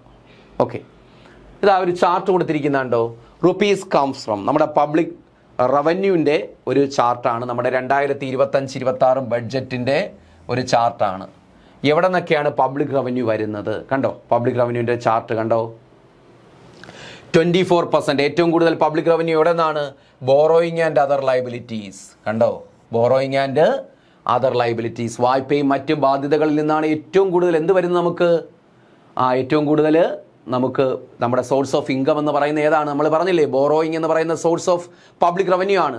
അങ്ങനെ ബോറോയിങ്ങും മറ്റ് ലയബിലിറ്റീസിൽ നിന്നുമാണ് 24% ആണ്, 24% ആണ് ഏറ്റവും കൂടുതൽ വരുന്നത്. കണ്ടോ, 24 ബോറോ ചെയ്താണ് ഏറ്റവും കൂടുതൽ എന്താണ്? ബോറോയിങ്ങിലൂടെ 2025-26 ബഡ്ജറ്റിൽ ബോറോയിങ്ങിലൂടെയാണ്. കണ്ടോ, അതുപോലെ പിന്നെ എന്താണ് അടുത്തത്? Income tax. ഇൻകം ടാക്സിൽ നിന്ന് എത്രയാണ്? 22%. ഇൻകം ടാക്സിൽ നിന്ന് 22% ആണ് വരുമാനം. അതുപോലെ പിന്നെ എന്താണ്? Goods and service tax 18%. Goods and GSTയിൽ നിന്ന് 18%. Corporate tax 17%. ടാക്സ് ഇനത്തിൽ ഏറ്റവും കൂടുതൽ വരവ് ഏതാണ്? ഇൻകം ടാക്സ് ആണ്. രണ്ടാം സ്ഥാനം GST ആണ്. മൂന്നാം സ്ഥാനം കോർപ്പറേറ്റ് ടാക്സ് ആണ്, 17%. നമ്മുടെ ടോട്ടൽ പബ്ലിക് റവന്യൂവിൽ ചാർട്ടാണ്. അതുപോലെ യൂണിയൻ എക്സൈസ് കണ്ടോ, excise duty 5%, excise duty, customs duty 4%. നമ്മളിതെല്ലാം ഡിസ്കസ് ചെയ്താണ്. നോൺ ടാക്സ് റെസീറ്റ്സ് കണ്ടോ, നോൺ ടാക്സ് റെസീറ്റ്സ് കണ്ടോ, നോൺ ടാക്സ് റവന്യൂ, റെസീറ്റ്സ് എന്ന് വെച്ചാൽ റവന്യൂ എത്ര %? 9%. നോൺ ഡെപ്റ്റ് ക്യാപിറ്റൽ റെസീറ്റ്സ്, നോൺ ഡെപ്റ്റ് ക്യാപിറ്റൽ റെസീറ്റ്സ് എന്ന് വെച്ചാൽ ഡെപ്റ്റ് വായ്പ അല്ലാത്ത ക്യാപിറ്റൽ റെസീറ്റ്സ് എന്ന് വെച്ചാൽ പൊതുമേഖലാ സ്ഥാപനങ്ങളൊക്കെ ഇല്ലേ, അത് നമ്മൾ സെപ്പറേറ്റ് തിരിച്ച് പറഞ്ഞിരിക്കുന്നു. പൊതുമേഖലാ സ്ഥാപനങ്ങളിൽ നിന്നുള്ള വരവുകൾ, അവരുടെ പ്രോഫിറ്റ്, അതൊക്കെയാണ് നോൺ ഡെപ്റ്റ് എന്ന് വെച്ചാൽ കടമെടുക്കാതെ വായ്പ എടുക്കാത്ത ക്യാപിറ്റൽ റെസീറ്റ്സ് ആണ്. വായ്പ അല്ലാത്ത പൊതുമേഖലാ സ്ഥാപനങ്ങളിൽ നിന്ന് കിട്ടുന്ന പ്രോഫിറ്റും മറ്റും അതത്രേ ഉള്ളൂ, 1% ഉള്ളൂ. ഇതാണ് നമ്മുടെ റുപ്പീസ് കംസ് ഫ്രം എന്നാണ്. റുപ്പീസ് കംസ് ഫ്രം എന്ന് വെച്ചാൽ എന്താണ്? വിവിധ സോഴ്സിൽ നിന്ന് കിട്ടുന്ന പബ്ലിക് റവന്യൂ. പബ്ലിക് റവന്യൂ വിവിധ സോഴ്സിൽ നിന്ന് കിട്ടുന്ന എന്താണ്ട് പബ്ലിക് റവന്യൂ ആണ് ഈ കൊടുത്തിരിക്കുന്നത്. ഓക്കെ, പബ്ലിക് റവന്യൂ, പബ്ലിക് റവന്യൂവിൻ്റെ സോഴ്സ് ആണ് ഈ കൊടുത്തിരിക്കുന്നത്. ഓക്കെ, കണ്ടോ പബ്ലിക് റവന്യൂ റുപ്പീസ്, അതിന് അവരിങ്ങനെയാണ് കൊടുക്കുക, റുപ്പീസ് കംസ് ഫ്രം വിവിധ സോഴ്സുകളിൽ നിന്ന് വരുന്നത്. അതുകൊണ്ടാണ് റുപ്പീസ് കംസ് ഫ്രം ഏതൊക്കെ സോഴ്സിൽ നിന്ന് വരുന്നു, നമ്മൾ ആ സോഴ്സ് അല്ലേ പഠിച്ചുകൊണ്ടിരിക്കുന്നത്. അതാണ് കൂടെ 2025-26. ഇപ്പോൾ നമ്മൾ ലേറ്റസ്റ്റ് ബഡ്ജറ്റ് കഴിഞ്ഞില്ലേ, അതുകൂടെ നോക്കാം. കണ്ടോ, റുപ്പീസ് കംസ് ഫ്രം അവിടെയും അത് തന്നെയാണ് കൊടുത്തിരിക്കുന്നത്. ഏത് ബഡ്ജറ്റ് അനുസരിച്ചാണ്? ഇപ്പോഴത്തെ നമ്മുടെ ലേറ്റസ്റ്റ് ബഡ്ജറ്റ് ഏതാണ്ട് ബഡ്ജറ്റ് 2026-27, 26-27 ബഡ്ജറ്റ് ആയിരുന്നു. കഴിഞ്ഞ ബഡ്ജറ്റ് ഏതായിരുന്നു? 25-26 ബഡ്ജറ്റ്. ഇപ്പോൾ അടുത്ത ബഡ്ജറ്റ് ഇപ്പോൾ അവതരിപ്പിച്ചതേ ഉള്ളൂ അല്ലേ. ഈ ഫെബ്രുവരി 1-ാം തീയതിയാണ് അവതരിപ്പിച്ച് 26-27 ബഡ്ജറ്റ്. കണ്ടോ, അവിടെയും ബോറോയിങ് ആൻഡ് അതർ ലയബിലിറ്റീസ് 24% തന്നെയാണ്. കോർപ്പറേഷൻ ടാക്സിൽ 1% വർധനം 18%. ഇൻകം ടാക്സ് നേരത്തെ എത്രയായിരുന്നു? ഇൻകം ടാക്സ് കഴിഞ്ഞ ചാർട്ടിൽ ഇൻകം ടാക്സ് 22% ആണ്. കണ്ടോ, ഇപ്പോൾ എത്രയായി?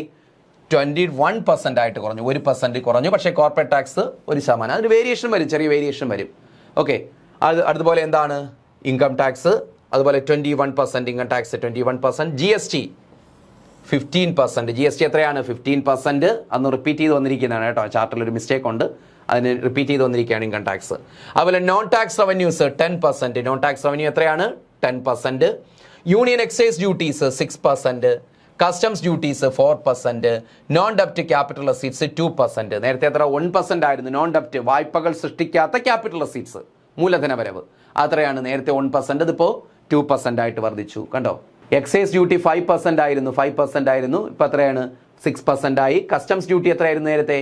4%. അതിപ്പോഴും എത്ര തന്നെയാണ്? 2026-27 4% തന്നെയാണ്. GST ഉണ്ടോ? GST വലിയ കുറവുണ്ടായിട്ടുണ്ട്. GST 18%. കഴിഞ്ഞ ബഡ്ജറ്റിൽ 18 ആയിരുന്നു. ഇപ്പോൾ എത്രയായിട്ട്? 15% കുറഞ്ഞു. 15% കുറഞ്ഞിട്ടുണ്ട്. അപ്പോൾ ഇതാണ് പുതിയ ബഡ്ജറ്റ് 2026-27 അനുസരിച്ചുള്ള പബ്ലിക് റവന്യൂ എന്ന് പറയുന്നത്. സോഴ്സസ് ഓഫ് പബ്ലിക് റവന്യൂ അത് കൊടുത്തേക്കുന്നത് റവന്യൂസ് കംസ് ഫ്രം എന്നാണ് കൊടുത്തിരിക്കുന്നത്, പബ്ലിക് റവന്യൂ. കണ്ടോ? അപ്പോൾ ഇത് നിങ്ങൾ കമ്പയർ ചെയ്ത് നോക്കിയാൽ മതി ഏതൊക്കെ സോഴ്സാണ്, എങ്ങനെയാണ് വ്യത്യാസം വന്നത്. ഈ ചാർട്ട് കൃത്യമായിട്ട് പഠിച്ചിരിക്കണം. ഏതൊക്കെ സോഴ്സാണ് ഏറ്റവും കൂടുതലുള്ളത്. ഇവിടെ തന്നെ കണ്ടോ, ഏറ്റവും കൂടുതൽ വരുമാനം ഏതാണ്? ഡയറക്ട് ടാക്സിൽ ഏറ്റവും കൂടുതൽ ഇൻകം ടാക്സ് ആണ് 21%. കഴിഞ്ഞ ബഡ്ജറ്റിലും അത് തന്നെ 21%. അതുപോലെ കോർപ്പറേഷൻ ടാക്സ് എത്രയാണ്? 18%. GST 15%. അപ്പോൾ ഈ കസ്റ്റംസ് ഡ്യൂട്ടിയൊക്കെ സെയിം തന്നെയാണ്. ചെറിയ അതുപോലെ ബോറോയിങ് ആൻഡ് അതർ ലൈബിലിറ്റീസ് കഴിഞ്ഞ ബഡ്ജറ്റിലും 24%. കണ്ടോ? ബോറോയിങ്ങിൽ വ്യത്യാസമില്ല. കാരണം നമ്മുടെ പബ്ലിക് റവന്യൂയിൽ ഏറ്റവും കൂടുതൽ നമ്മുടെ പബ്ലിക് റവന്യൂവിൻ്റെ ഏറ്റവും വലിയ സോഴ്സ് എന്ന് പറയുന്നത് ഇപ്പോഴും ഏത് തന്നെയാണ്? Borrowing and other liabilities. പറഞ്ഞ് മനസ്സിലായില്ലേ? കാരണം അത്രത്തോളം വികസന പ്രവർത്തനങ്ങൾക്ക് വേണ്ടി നമ്മൾ എന്ത് ചെയ്യുന്നു? വായ്പ എടുക്കുന്നു എന്നാണ് അതിൻ്റെ അർത്ഥം. മനസ്സിലായില്ലേ? അപ്പോൾ ഇതാണ് പുതിയ ബഡ്ജറ്റ്. അപ്പോൾ ഇതിനകത്ത് ഇൻകം ടാക്സ് ഒന്ന് റിപ്പീറ്റ് ചെയ്ത് വന്നതേ ഉള്ളൂ. ബാക്കി ഇത് കൂട്ടുമ്പോൾ 100% തന്നെ വരും. ഓക്കെ. അപ്പോൾ ഇതൊന്ന് കമ്പയർ ചെയ്ത് പഠിക്കുക. ഇത് കൃത്യമായി ഇതിൻ്റെ പെർസെൻറ്റേജുകൾ മനസ്സിലാക്കി തന്നെ പഠിക്കണം. എഴുതിയിട്ട് ഒരു ചാർട്ട്, നിങ്ങൾ ഇതുപോലെ ഒരു ചാർട്ട് തയ്യാറാക്കി തന്നെ പഠിക്കുക. കാരണം അത് ഏറ്റവും കൂടുതൽ ഡയറക്ട് ടാക്സിൽ ഏറ്റവും കൂടുതൽ ബഡ്ജറ്റിൽ ഇപ്പോഴത്തെ ബഡ്ജറ്റ്, കഴിഞ്ഞ ബഡ്ജറ്റ്, ഈ ബഡ്ജറ്റും കമ്പയർ ചെയ്ത് പഠിക്കണം കേട്ടോ. ഇപ്പോൾ പ്രത്യേകിച്ചും ചോദിക്കുക 2026-27 ആയിരിക്കും ചോദിക്കുക. എങ്കിലും കഴിഞ്ഞ ബഡ്ജറ്റ് കൂടി കമ്പയർ ചെയ്ത് പഠിക്കുന്നത് നല്ലതായിരിക്കും. അപ്പോൾ നമുക്കത് പെട്ടെന്ന് മനസ്സിലാക്കാൻ പറ്റും. അപ്പോൾ ടാക്സുകളിൽ ഏറ്റവും കൂടുതൽ ഏതാണ്? ഇൻഡയറക്ട് ടാക്സിൽ ഏറ്റവും കൂടുതൽ വരുമാനം തന്നത് ഏതാണ്? ഡയറക്ട് ടാക്സിൽ ഏറ്റവും കൂടുതൽ വരുമാനം തന്നത് ഏതാണ് എന്നൊക്കെ കൃത്യമായിട്ട് പഠിക്കുക. ഓക്കെ. അപ്പോൾ ഇത്രയുമാണ് നമ്മുടെ ഇന്നത്തെ ക്ലാസ്. ബാക്കി നമുക്ക് അടുത്ത ക്ലാസ്സിൽ നോക്കാം. ഓക്കെ. ക്ലാസ് മനസ്സിലായി കാണുമെന്ന് കരുതുന്നു. Okay, thank you.